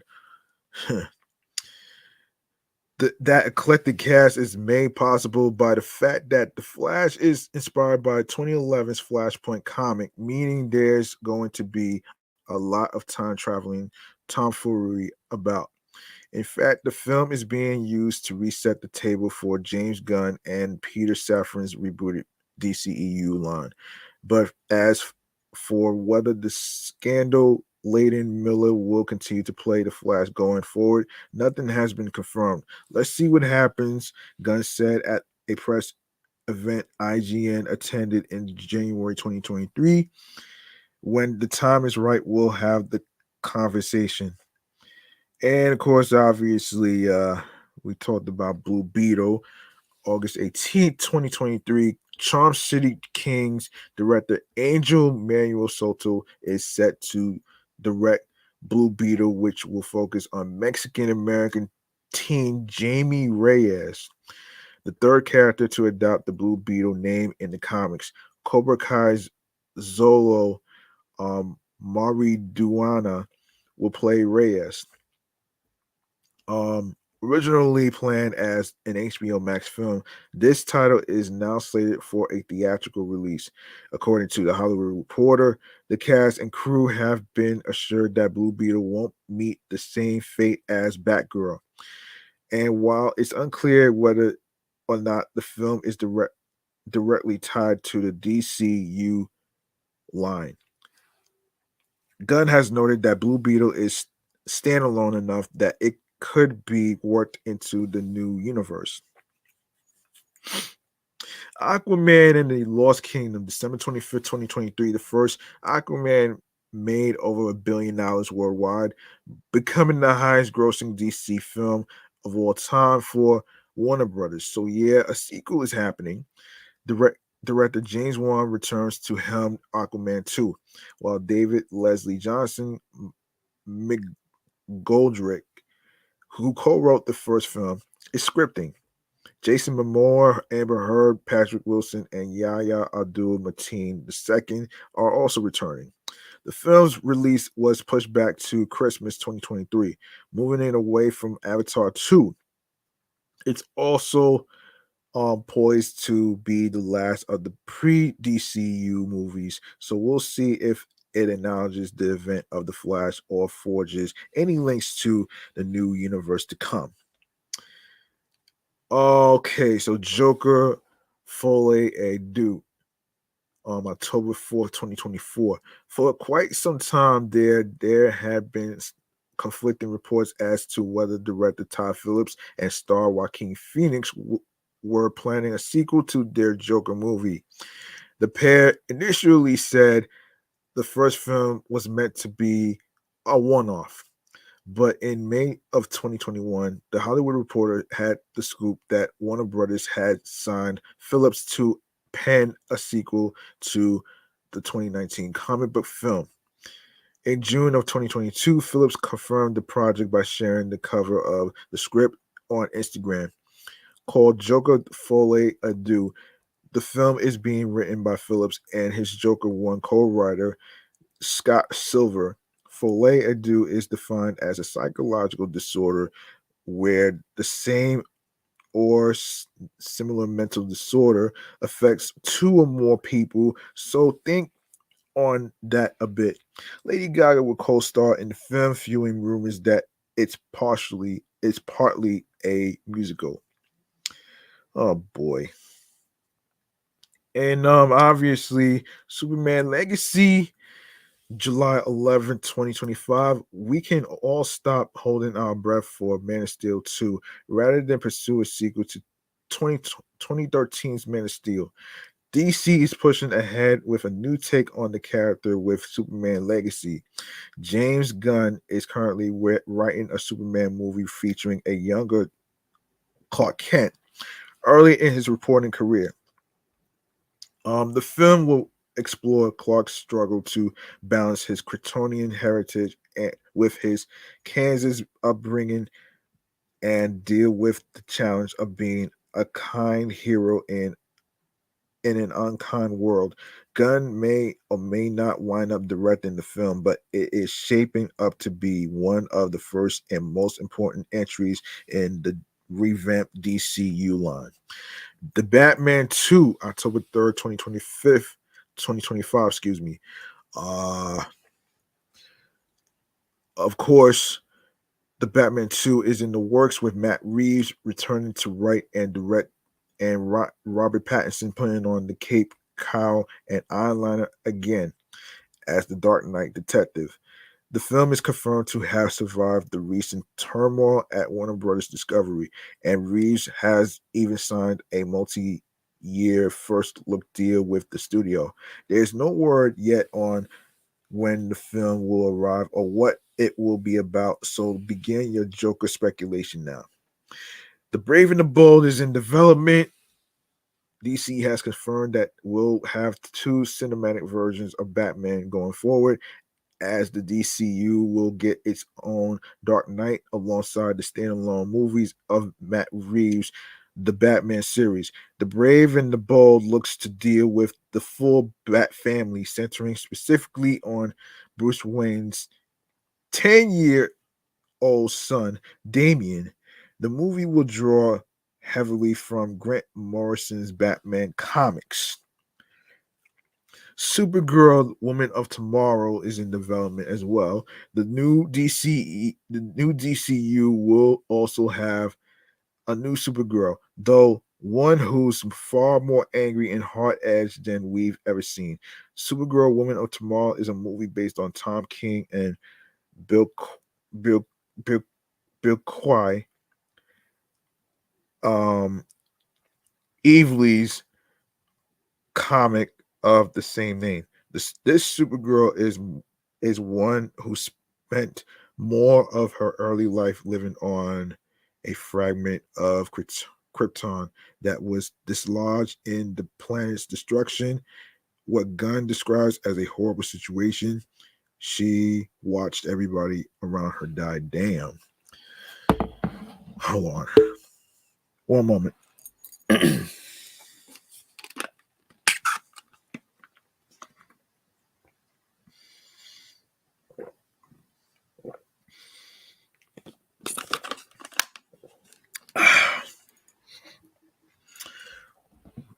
Okay. Damn, you watch everyone die. Damn, that sucks. That's gotta suck though, man. You know what I mean?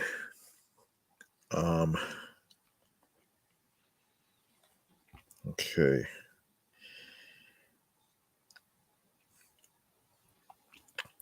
Um.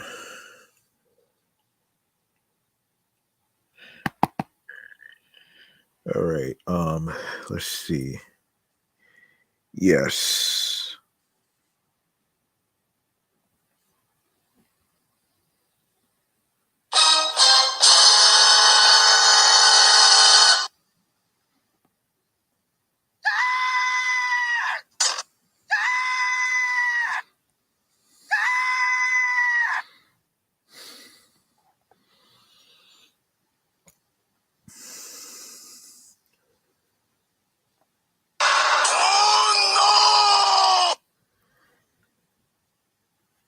Yes.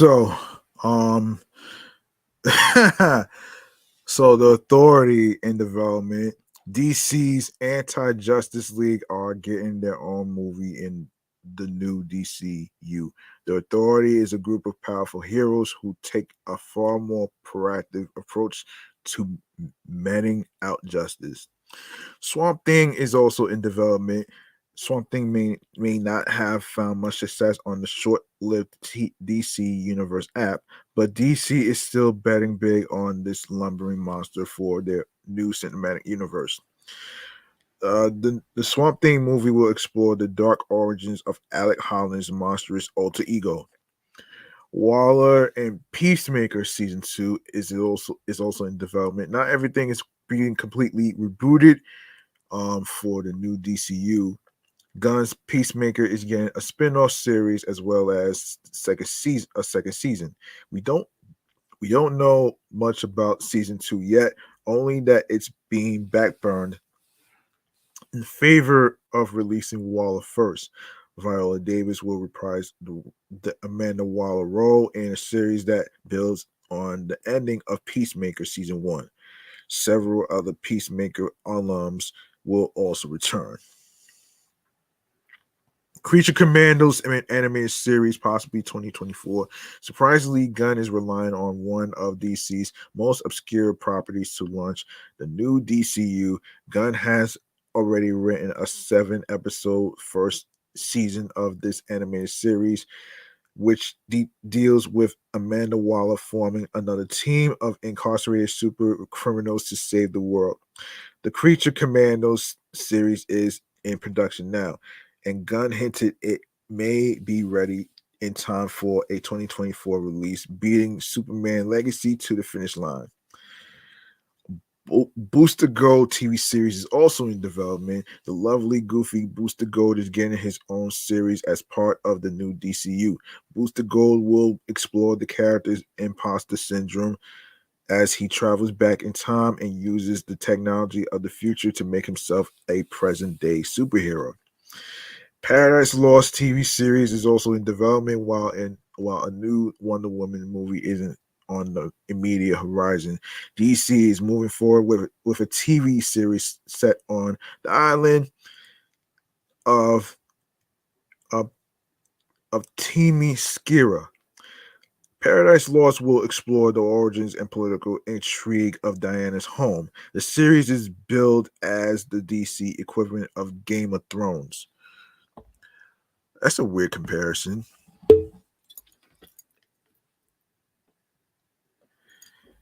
Yeah, that's a weird comparison. Lanterns TV series is also in development. We're hopefully finally getting that promised Green Lantern show.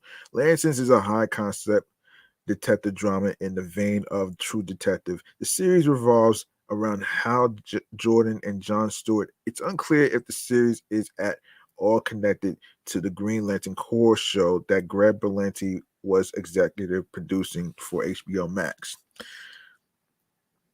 So yeah. All right, so let's see what else we got to talk about here. Oh, oh yeah. Let's go over some highlights. Let's go over some highlights of the Super Bowl, shall we? Let's go over some highlights. Actually, before we even do that, let me see what else. If I have anything else to talk about here. Oh, okay.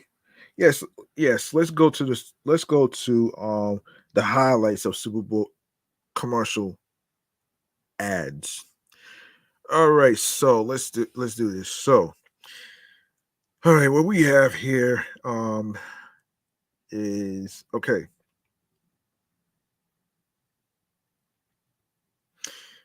Um,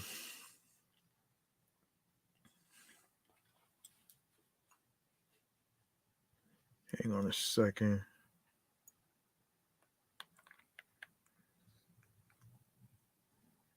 Um, all right. Let me see.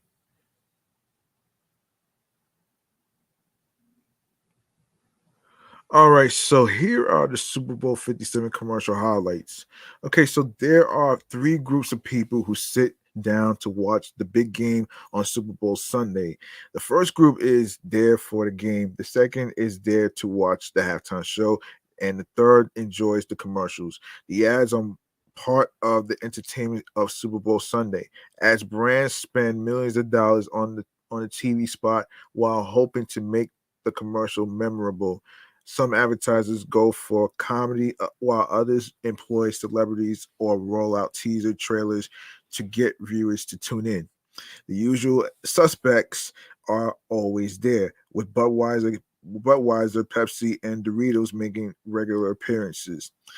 Those three are all getting ready to make another appearance this year, while other advertisers are making headlines for their Super Bowl commercials as well. Ahead of Ahead are highlights of five commercials set to be released during Super Bowl 57. There's going to be more than five Super Bowl commercials to go over. So after this, we'll go over some more. Let's check the latest Super Bowl picks, stats, injury reports, and Super Bowl odds. We've got plenty of Super Bowl lines for you to consider. So, Jack's new angle for Doritos. Rapper Jack Harlow is the star of Doritos commercial, which also gets features from rapper Missy Elliott and Elton John. Ha- Harlow will be looking to try another angle in the commercial, giving the triangle instrument a chance. Okay. Number two. So number one was the Doritos. Okay, so number two, New Members Day um for Michelob Ultra. Michelob Ultra will be one of many beers advertised during the Super Bowl. The Caddyshack theme spot will see Serena Williams, Tony Romo, Alex Morgan, Canelo Alvarez, Jimmy Butler, Neka Awu Mike, and Brian Cox unite at the fictional Bushwood Country Club for a little competition. Number three, not so clueless for Rakuten. Fans of nostalgia and the movie Clueless may be excited to see Alicia Silverstone reprise her role as Cher Horowitz in Rakuten's commercial. Silverstone, wearing her iconic yellow plaid outfit, recreates a scene from the 1995 movie to highlight the cashback app. Oh boy. And number four, who's in the fridge for Hellman's? Hellman's Mayo will make its third straight appearance on Super Bowl Sunday with Pete hold on a second. Pistol Pete Davidson, as Michael Rappaport would put it. Oh shit. John Hamm and Brie Larson starring. As a play on words, Ham and Lawson will appear in the fridge next to the mayo while Davidson looks for dinner. The advertisement also encourages people to make taste, not waste with Hellman's. Number five, Dave Grohl learns something new for Crown Royal. Two teasers have been released ahead of the whiskey brand's 60-second commercial for Sunday. In the first, Foo Fighters frontman Dave Grohl reads from a list of random items, while the second shows him saying thank you. Grow and viewers alike will see what the seemingly random list of objects having come Sunday, of course, already passed.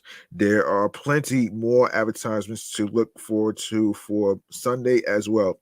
Budweiser will allude to 6 degrees of Kevin Bacon with its 6 degrees of Bud, while Popcorners will call back to Breaking Bad with its Breaking Good piece featuring Bryan Cranston and Aaron Paul. Elsewhere, General Motors teams up with Netflix as Will Ferrell crashes Bridgerton,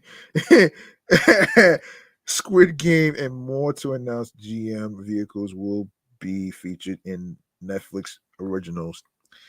And there's more. There's more to come with more of the highlights.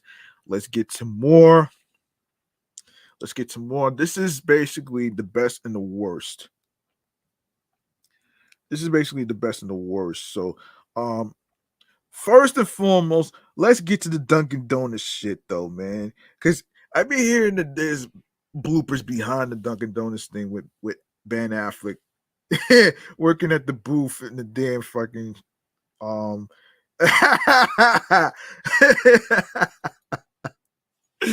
Oh shit! Oh man! It appears Ben Affleck is better behind the camera than he is the coffee counter. Duncan released outtakes from the actors commercial for the 2023 Super Bowl that aired Sunday, which features the Duncan superfan struggling with the cash register and informing customers via drive-through intercom that the location is out of coffee and donuts. There's only water today. Sorry. Oh wow. You are shitting me, a man says.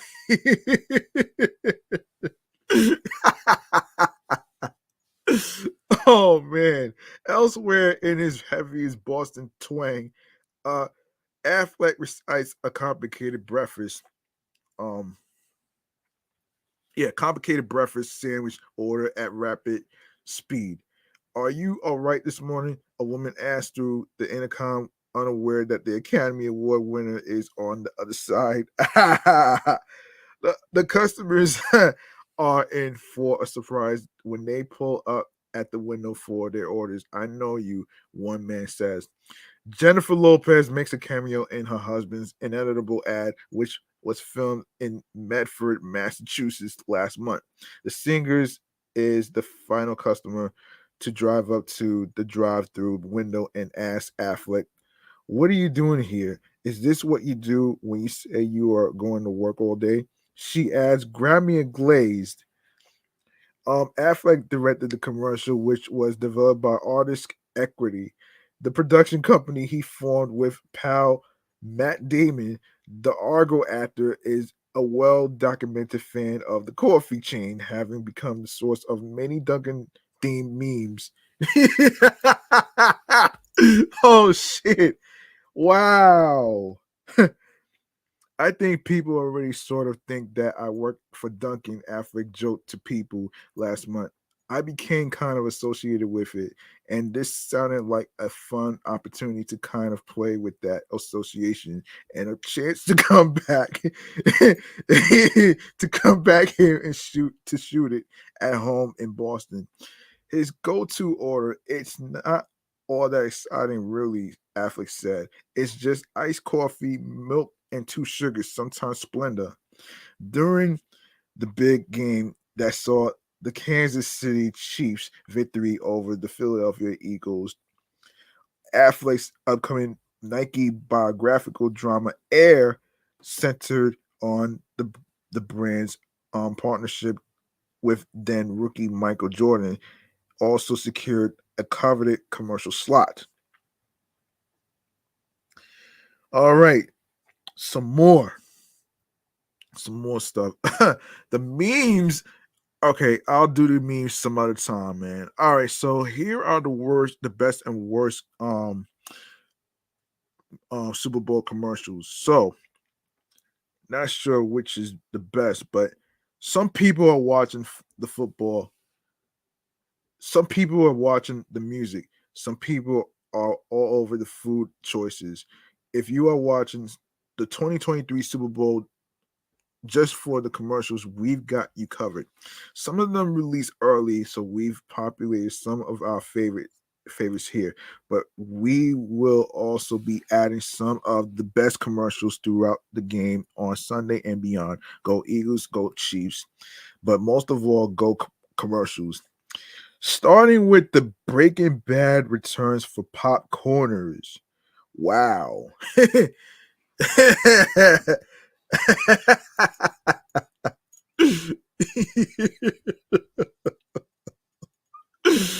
Oh shit. Let's see. Let's see. Oh, it's been nearly 10 years since Jesse Pinkman and Walter White left TV in the series finale of Breaking Bad. But the dynamic duo is back for popcorners. Aaron Paul and Bryan Cranston reprised their respective roles in the ad, along with Raymond Cruz as Tucker Salamanca, who really enjoys the product from Jesse and Walter. General Motors and Netflix team up to promote EVs. Have you wanted to see Will Ferrell in Stranger Things, Squid Game, and a bunch of other Netflix shows? Here you go. And he's talking about how they are highlighting electric vehicles in their shows now in a partnership with General Motors. Yeah. Eminem's big ad with Maya Rudolph was a damn mess. Everybody was talking about this shit and probably clowning Maya Rudolph for this shit too. Um And and another thing that kind of caught my attention is that her face was all over the fucking M&M's candy. Wow. Oh shit. Easily one of the worst ads this year came from M&M's, who built ludicrous hype by playing off their whole culture war with Tucker Carlson, and then delivered what was basically a commercial for clams.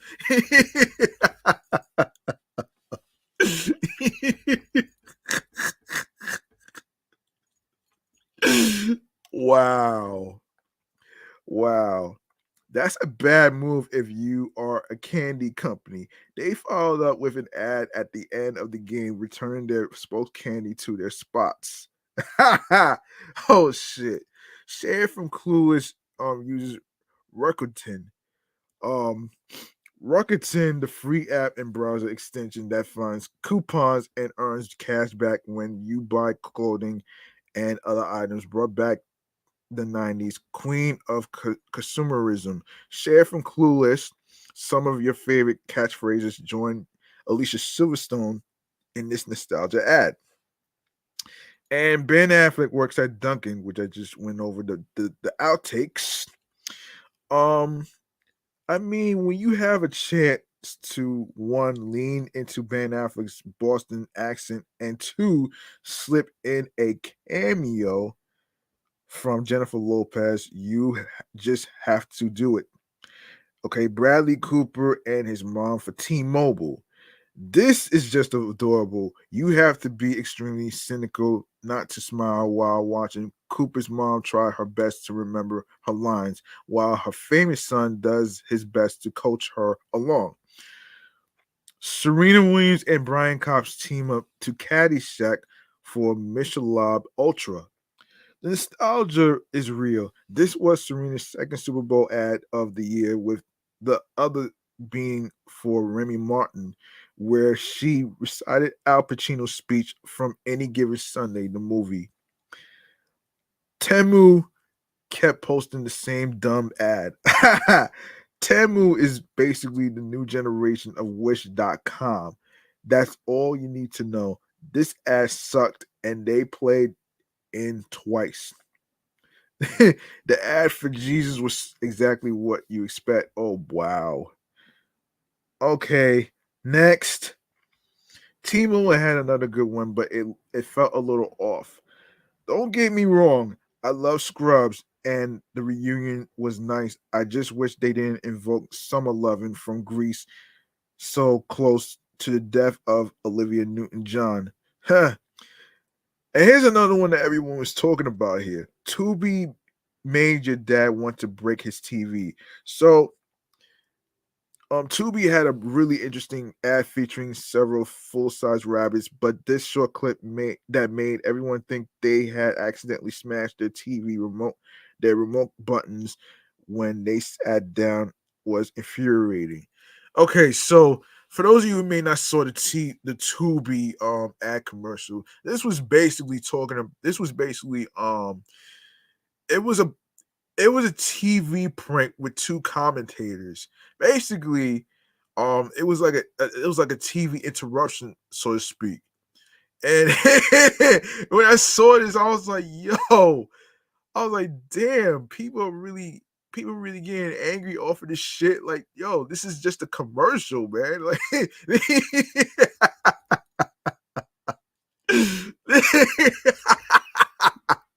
this is just a commercial, man. Like, come on now.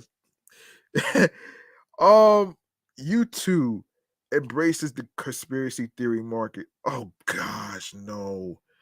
I am so sick and tired of hearing conspiracy theory, man. This is just ridiculously getting out of hand.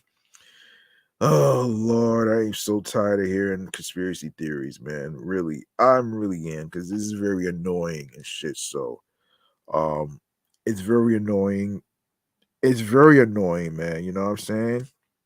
Um, very annoying, and I don't really like the idea of actually hearing about this shit though, man. So this is just another way of oh Lord. How can I do this? How can I just describe this? Here's this.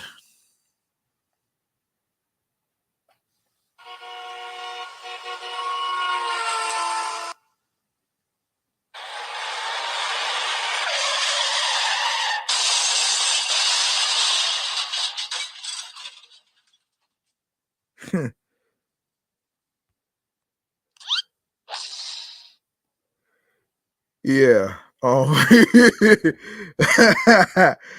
Oh my gosh. Okay, so this one was probably the worst one. At a week after the US government debated whether or not to shoot down a weather balloon flying over the country, rock band U2 announced their residency in something called MSG Sphere, a music venue in Las Vegas, by showing a spherical floating flying object over the country. The timing was poor, channeling the same vibes that were discovered at um, News New Scene on cable news just a few days ago. Miles Teller's Bud Light moment. Oh wow! And Bud Light was always seen to have a really solid ad at the Super Bowl, and this year they featured one of the hottest movie stars of the last year alongside his wife, who can resist Miles Teller's moonwalking through his living room and dancing with his dog. Oh shit! Double entrees. No, excuse me. Double entenders fly fast and loose in this Ram commercial, which caught the attention of many former middle schoolers now in middle ages. Okay, let me see, let me see, let me see, let me see, let me see. Wasn't there another one? Wasn't there another one? Yes, there was actually. Yes, there was. I've been meaning to find that Kevin Hart commercial. I want to actually get to that as well. Hold on a minute here. There was a Kevin Hart one.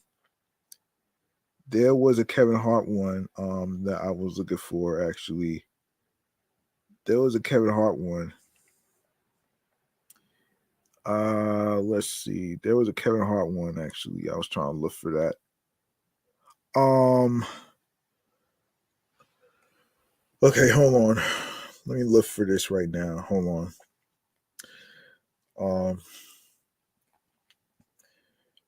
Okay, hold on, hold on, hold on, hold on, hold on, hold on. Come on, man. Do this to me. Okay. Kevin Hart. Oh, damn. Hang on a minute. Hang on. Hang on. Trying to um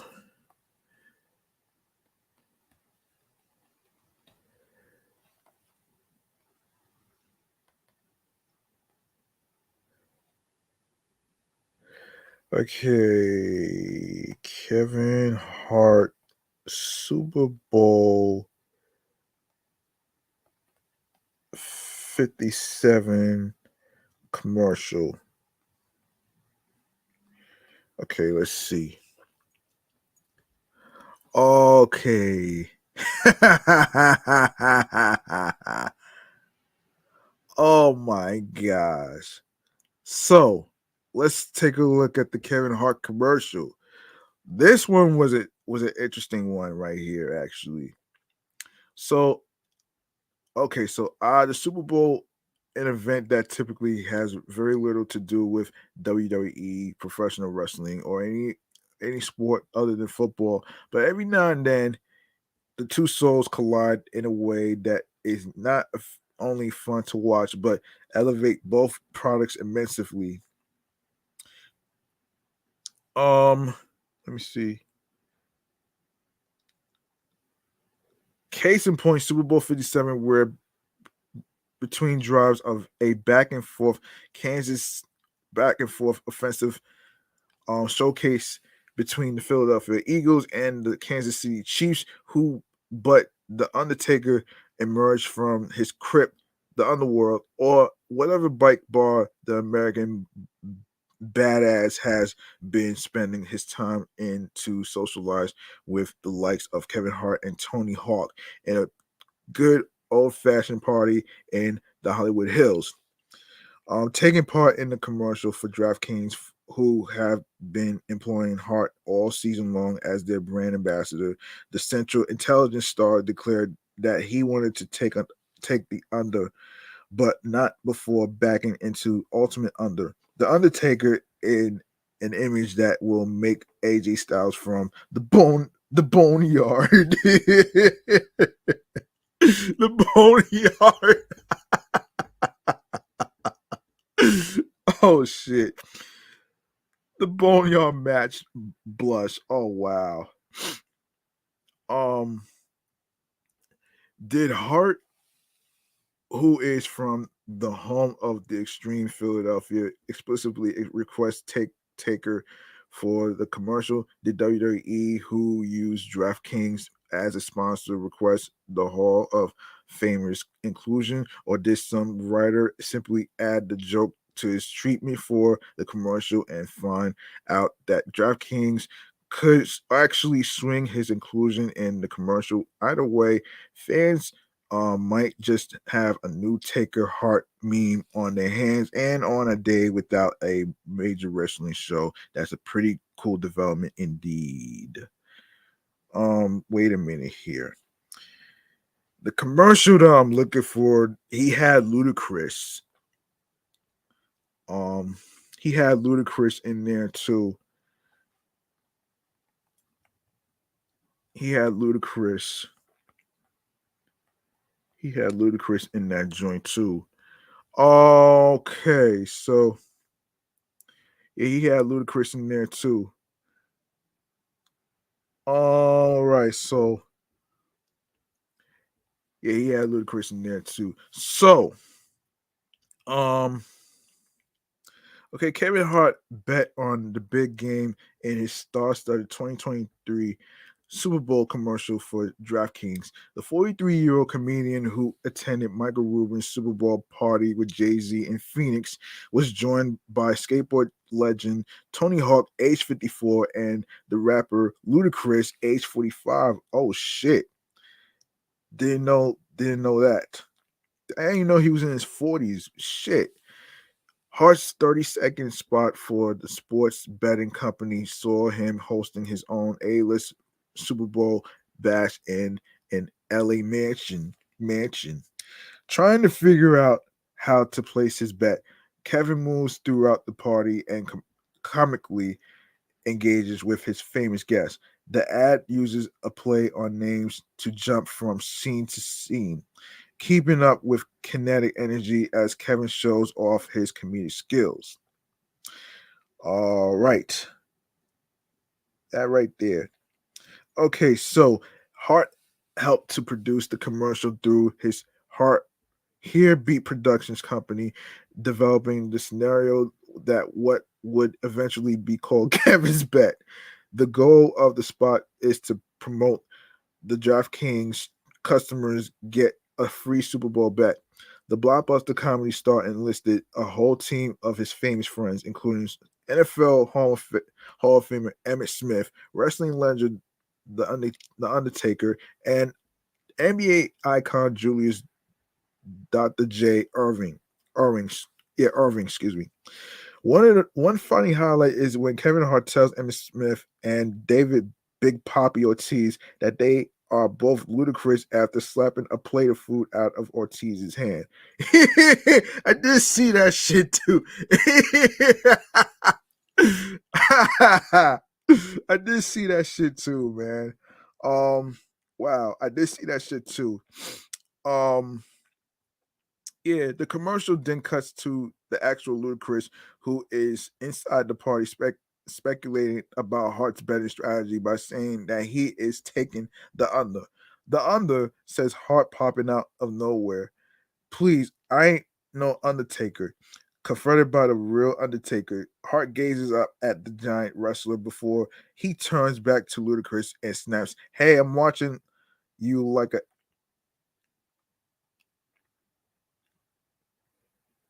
I'm watching you like a what is it, a hawk? Or I don't know what that is. Anyway, hey, I'm watching you like a hawk," says Tony Hawk, giving his name to the bouncer at the front door of Hart's party. Tony Hawk, like the bird. Oh wow. Oh yeah. The price of a 30-second Super Bowl commercial this year is a jaw-dropping $7 million. Wow. $7 million. Shit, man. That's crazy. That's crazy right there, man. That is crazy. Um, that is so crazy.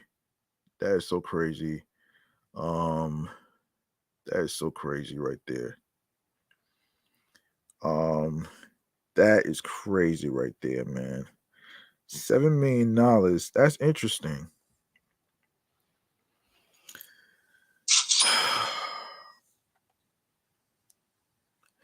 $7 million. Okay, where is it? Where were we? Yeah, $7 million. Okay, DraftKings has become a Super Bowl mainstay when it comes to advertising, as this is the third straight year they have shelled out millions for a spot. In a recent interview with People, Hart spoke about his involvement with DraftKings and how he united so many big names for one commercial. We got to tap into some relationships, big cameos, and hit the button on the head with messaging while giving an extreme amount of personality and fun to what I think is going to be a truly unique spot during the Super Bowl. The ride along star added, "It's a business of relationships and how you nurture and carry and treat them throughout the years. I prioritize them, and when I call, they respond. That's something that I take an extreme amount of pride in." Hart's commercial for the interactive gaming giant is one of many, as numerous stars are anchoring ads this year. Pistol Pete Davidson, as Michael Rappaport puts it, joined joined joined forces with Brie Larson and John Hamm to promote Hellman's mayonnaise. Adam Driver pulled double duty as he fought dinosaurs in an ad for his sci-fi thriller 65 and multiplied himself in a hilarious commercial for Squarespace. And Sylvester Stallone reprised his cliffhanger role for um for Paramount Plus, scaling a mountain in the shape of his face. Oh shit. Oh my gosh. So Kevin has certainly been enjoying his Super Bowl weekend as he attended one of the most exclusive parties on Saturday when he went to Michael Rubin's 2023 Fanatics Bash. It was one of the many celebrity-filled events that were held ahead of the face-off between the Kansas City Chiefs and Philadelphia Eagles at State Farm Stadium in nearby Glendale, Arizona. Hart showed off his fashion sense in a very cool black jacket with jagged white trim and matching pants and sneakers. He made his grand entrance with his wife, Aniko Parrish, age 38, who wore a leggy ensemble consisting of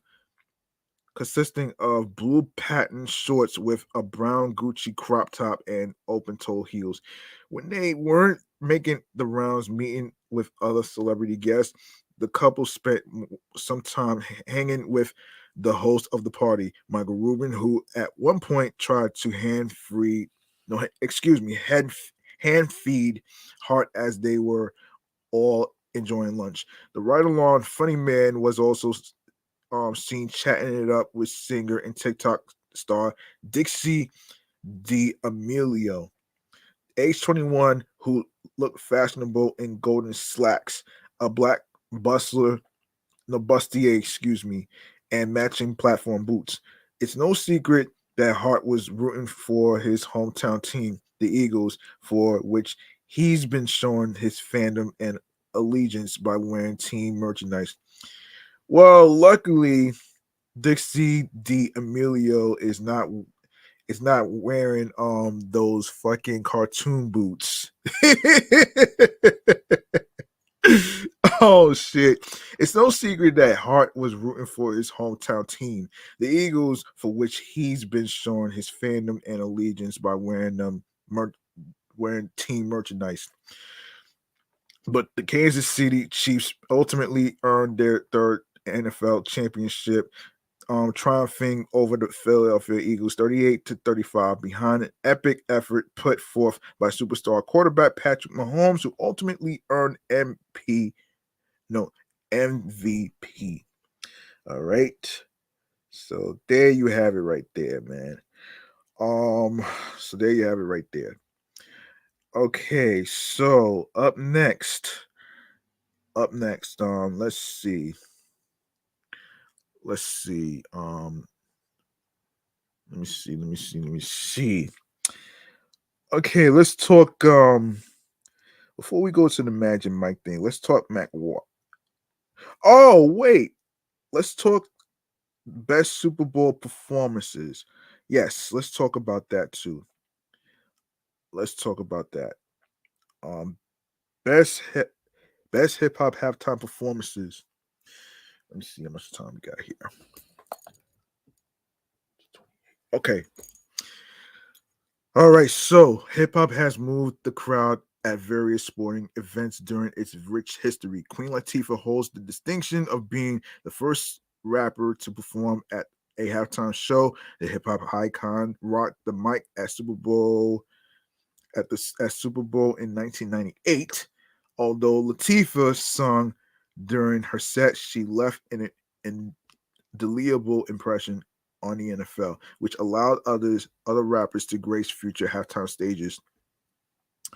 For example, Missy Elliott delivered a show-stopping performance at Superbowl in 2015, and she wasn't even the headliner. The veteran rhymer was a guest performer for Katy Perry and rapped a medley of her biggest hits, including "Get Your Freak On," "Work It," and "Lose Control."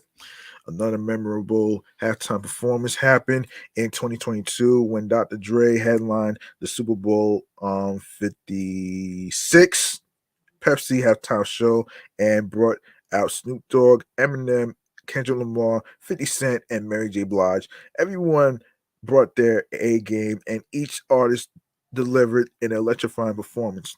Outside of football, rappers hit the stage at other sporting events as well.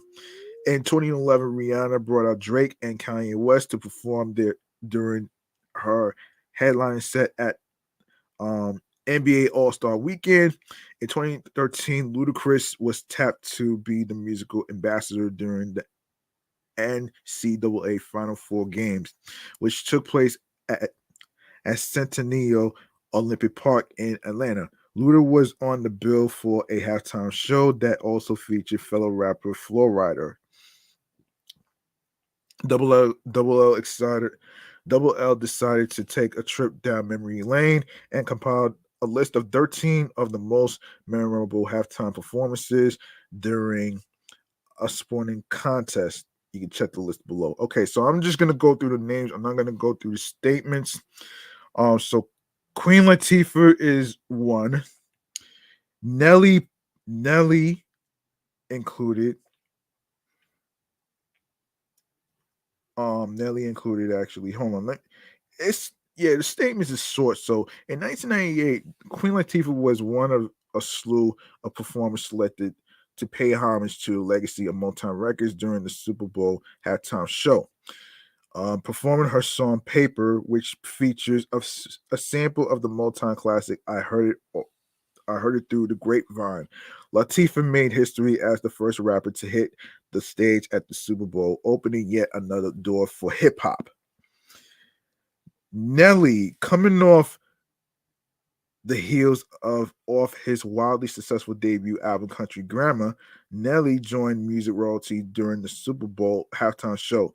In the midst of NSYNC, Britney Spears, and Mary J. Blige joining Aerosmith on stage for a rendition of their hit Walk This Way, Nelly came out of nowhere dropping the opening verse from his own hit single EI over Steven Tyler's roll-licking guitar riffs. Diddy and Nelly co-starred alongside the likes of Jessica Simpson, Janet Jackson, Kid Rock, and Justin Timberlake during the Super Bowl halftime show in 2004, performing a medley of Bad Boy's biggest hits, including Bad Boy for Life, Diddy, and More Money, More Problems. Diddy was joined by Nelly, who lit the crowd on fire with a quick strike from his 2002 hit Hot in Her. It was a historic moment that's unfortunately been overshadowed by Janet Jackson, and Justin Timberlake's Nipplegate controversy. Damn, when are they gonna let this shit go, man? Boom Boom Pow Pump It, Let's Get It Started, and Where's the Love are just a few of the selections the Black Eyed Peas performed during their headlining performance during the Super Bowl halftime show at Cowboy Stadium in Arlington, Texas. In addition to rockers like Slash, the Black Eyed Peas were also joined by Usher, who popped up to perform his Will I Am collaboration, Oh My Gosh, before the Peas closed things on a high note with a reprise of their sing-along smash, I Got a Feeling. In 2011, Rihanna performed during the NBA All-Star Game halftime and brought along a few surprise guests to turn up the energy. Drake was the first surprise. He spit his verse from her single, What's My Name? The Bajan singer later summoned Kanye West for a performance of All the Lights. Nicki Minaj, of course, in 2012, appeared alongside Madonna and MIA for a rendition of Give Me All Your Lovin', their collaboration from Madonna's NDNA album during the Super Bowl halftime show. Atlanta Representative Ludacris served as a musical ambassador for his stomping grounds during the NCAA Final Four 2013, which was held at Centennial Olympic Park. Built alongside a diverse list of acts that include included Sting and Dave Matthews Band. Ludacris pulled out of all the stops, turning up with signature cuts like Pimpin' All Over the World, What's Your Fantasy, and Roll Out, showing the attendees a bit of Southern hospitality in a big way. During the Super Bowl halftime show at University of Phoenix Stadium of Glendale, Arizona, Katy Perry gave the crowd and viewers a pleasant surprise when she brought out Missy Elliott. The rap legend had been relatively quiet on the music front for much of the previous decade. Performed a medley of her biggest fan favorites with songs like "Get Your Freak On," "Work It," and "Lose Control."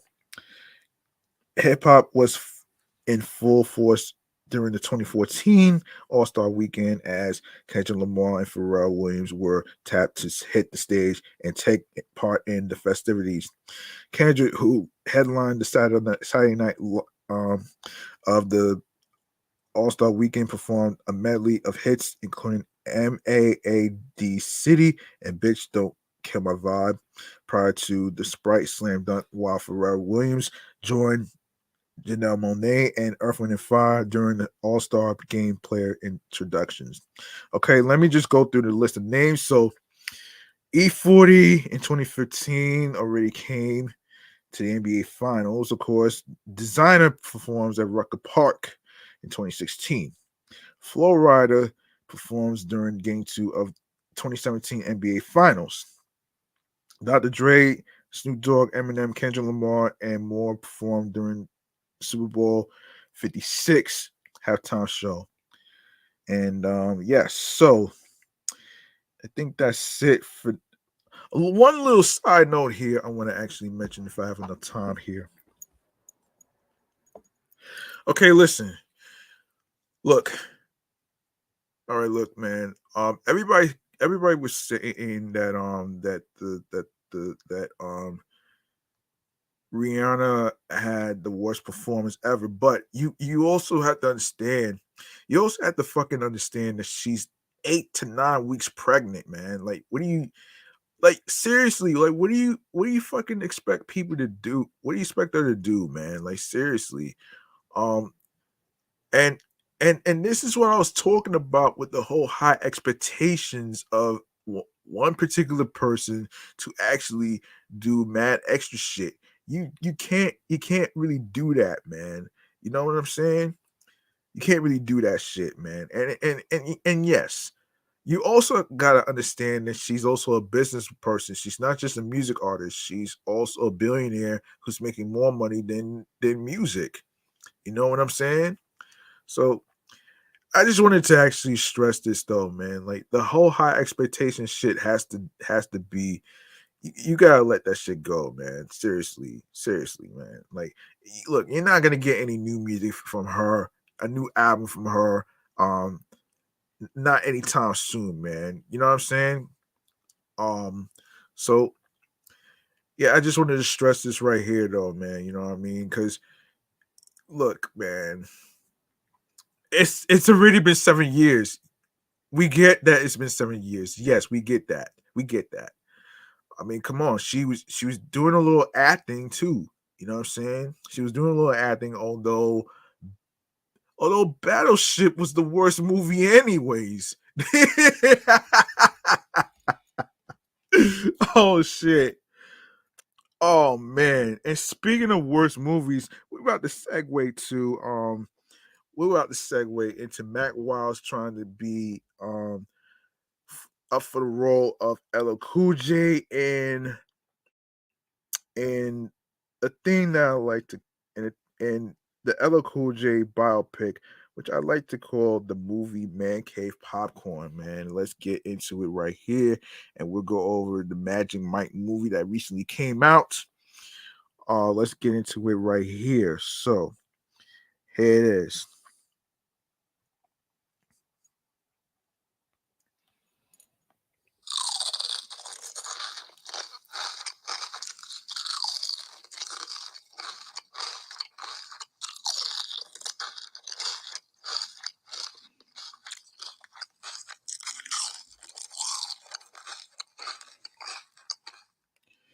All right, so Mack Wilds, who you may know, that's a singer, an actor, and also a podcaster from Guys Next Door.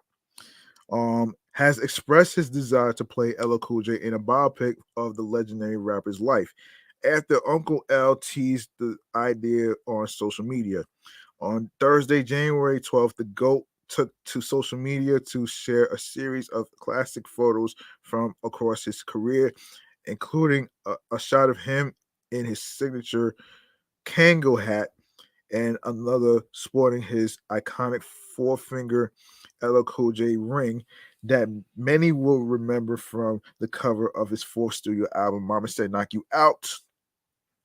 Should I do a biopic? LL Cool J captioned his post asking fans whether he should follow in the footsteps of NWA, Tupac, the Notorious B.I.G., Roxanne Shante, 50 Cent, Eminem, and others who have made movies about their lives.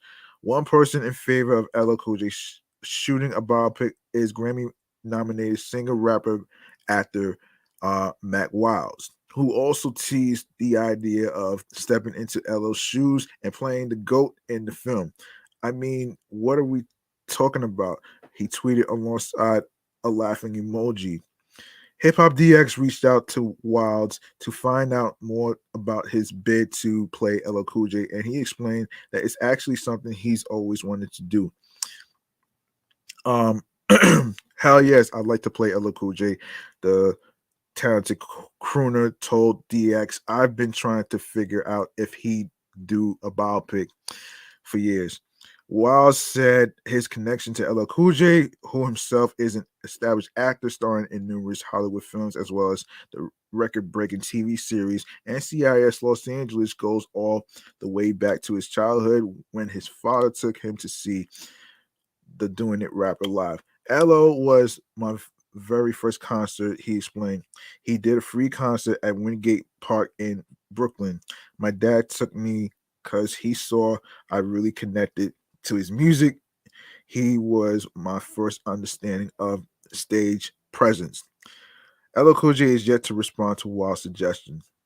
Mack Wilds is known for his roles in TV shows such as The Wire, Shots Fired, 90210, and more recently, Swagger, the Apple TV Plus series inspired by Kevin Durant's youth basketball playing experience on the AAU circuit. He also starred in the George Lucas executive produced Red Tails in 2012. He released his debut album, New York, A Love Story, in 2013.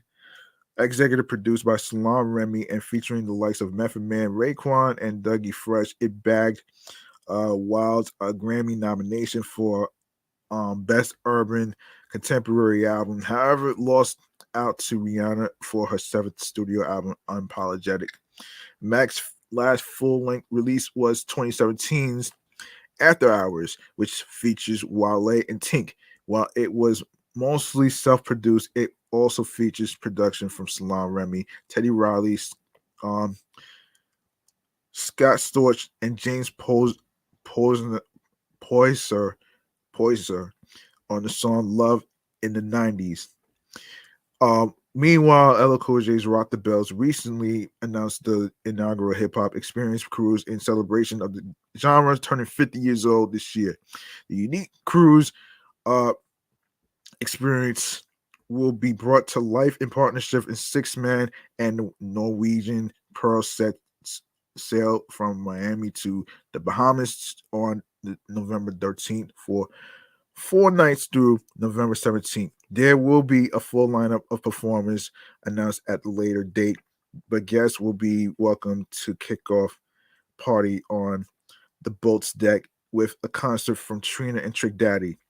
And it took 50 years, but it's finally here. The cruise is for hip hop because you deserve it. LL Cool J wrote to Instagram, the Rock the Bells cruise, a hip hop experience, is setting sail in 2023. We're dropping the line up at the top of the year, but put $100 down to reserve your cabin today or sign up to be the first in line. Okay. Wow. All right. So Magic Mike, the movie that came out recently, Magic Mike's Last Dance, right? Recently came out. Okay, so and this is from Gold Derby. Super Bowl weekend has never been great for the box office, with only a few breakout hits over the years. This year it was um especially bad, and as usual, weekend estimates are exactly that, estimates, since it's too early to determine how this year's big game night affects Sunday box office. So Channing Tatum and Sama Hayek starred in Magic Mike's Last Dance, the third and presumably final chapter of the male stripper franchise, with the returning director Steven Soderbergh. Warner Brothers only gave the movie a moderate release into only 1,500 theaters, while reviews were not great, sitting at 46% on Rotten Tomatoes. Warner didn't report the movie's Thursday previews on or Friday take, which was later reported to be $4.1 million based on WB's Sunday estimates. Magic Mike only made $8.2 million this weekend, averaging $5,467 per location, which was still enough to be number one in the box office over Super Bowl weekend. The amount is down quite a bit from the $12.9 million opening for Magic Mike in 2015, although that was released into 3,355 theaters over the 4th of July weekend. That's also more than $22 million less than the opening for Dear John in 2010 and $33 million less than 2012's The Vow. Two previous Tatum movies that opened against the Super Bowl and before he was quite as well known as he is now. You'd also have to go back almost 2 years to find a movie with a love of number one opening. Oh boy. Number one opening. Sorry about that. Sorry about that. All right.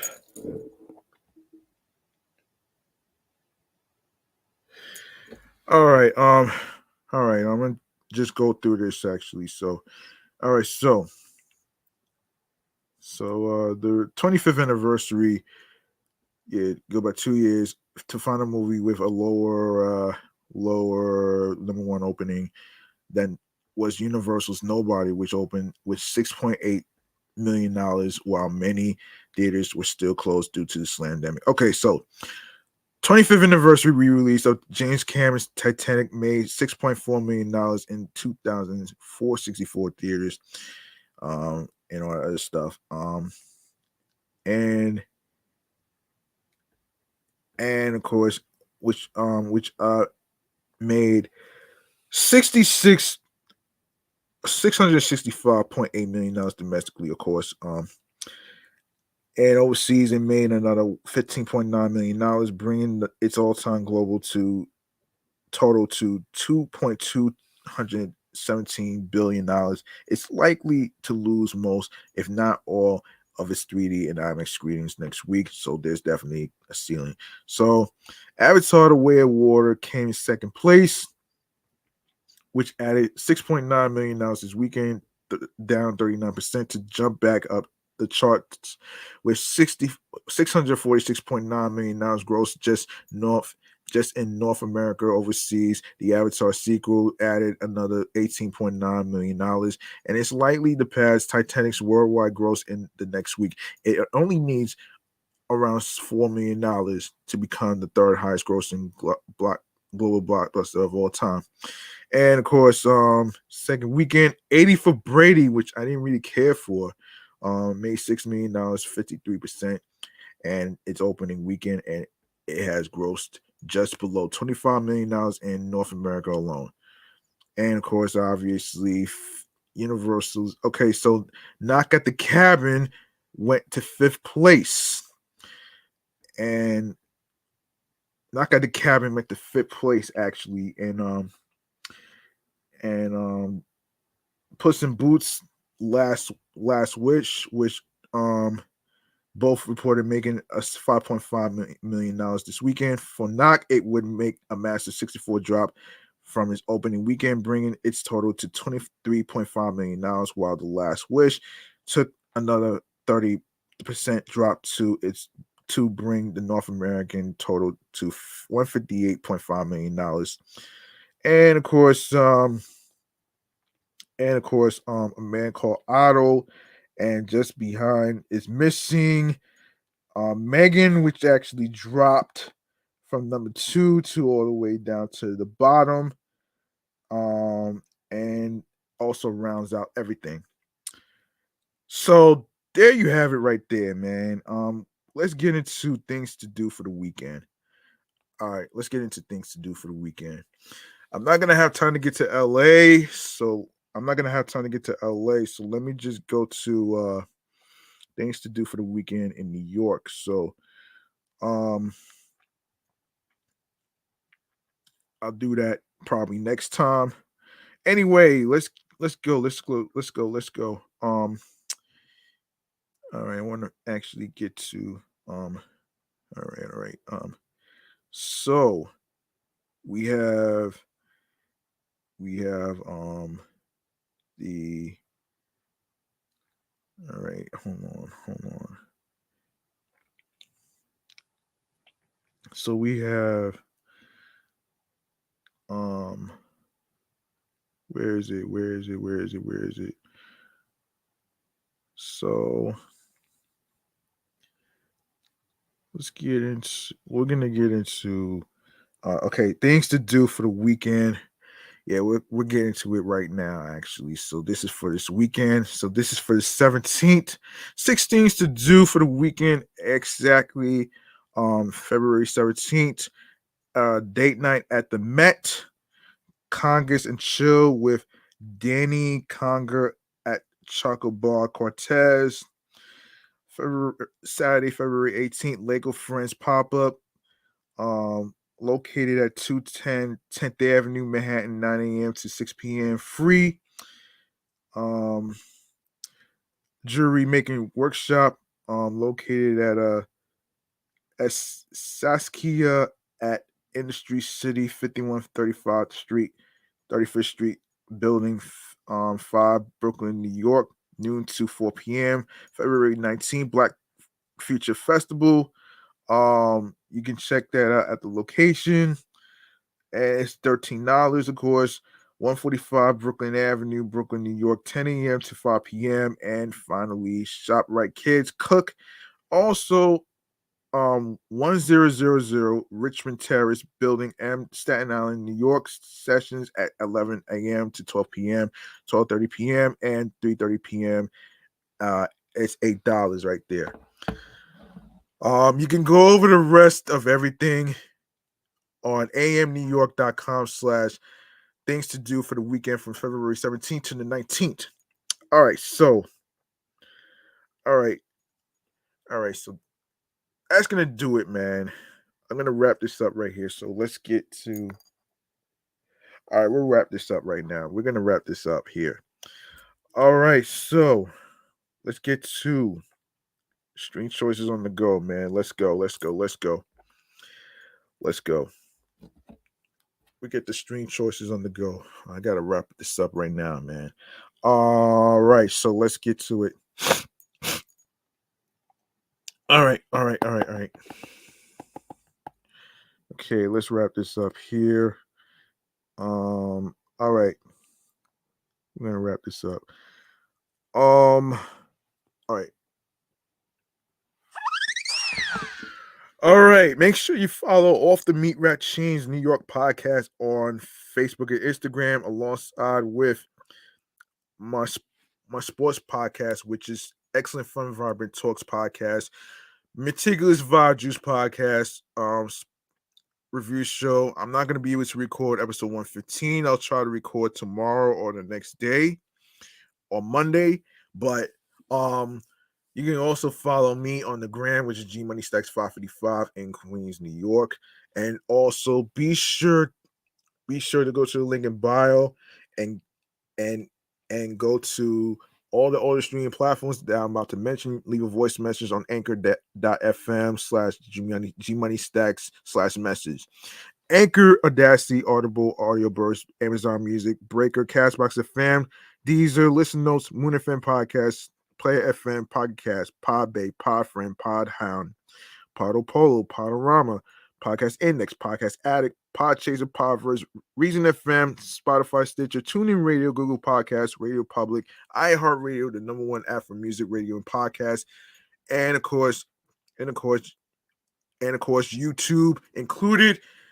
Make sure you subscribe, click the noti bell, and be sure to tap in the alerts. More video content, upcoming episodes, previous episodes. Share the videos, share the episodes, download the episodes, listen, stream, share, comment, and watch the episodes. And of course, be sure to tell a friend to another friend, and also spread the word. Word of mouth is important. And of course, do the same by sharing the podcast and the link with your husbands, wives, boyfriends, girlfriends, and friends and people you cool with from work. All right, that's it.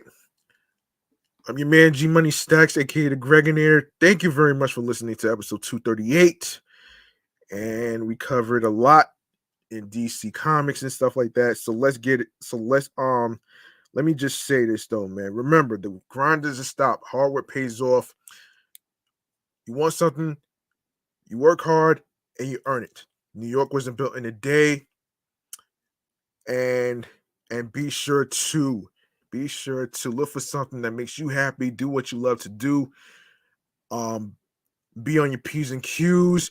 That clicks to you, that gets you into your zone alongside with tunnel vision. And make sure you download these apps that I just mentioned to you not too long ago on your iPhones, Android phones, iPads, Android tablets. Laptops include Mac, Apple, Dell laptops, as well as Windows as well. So make sure you do that. Download, comment, and all that other stuff right there. So that's going to do it for me, man. I'm out of here. Peace and one love. I'm off this shit. Thank you very much. Peace and one love. Have a nice weekend. Enjoy yourselves. Enjoy the weekend. Stay liquid. Be careful out there. Peace and one love. Good night, everybody.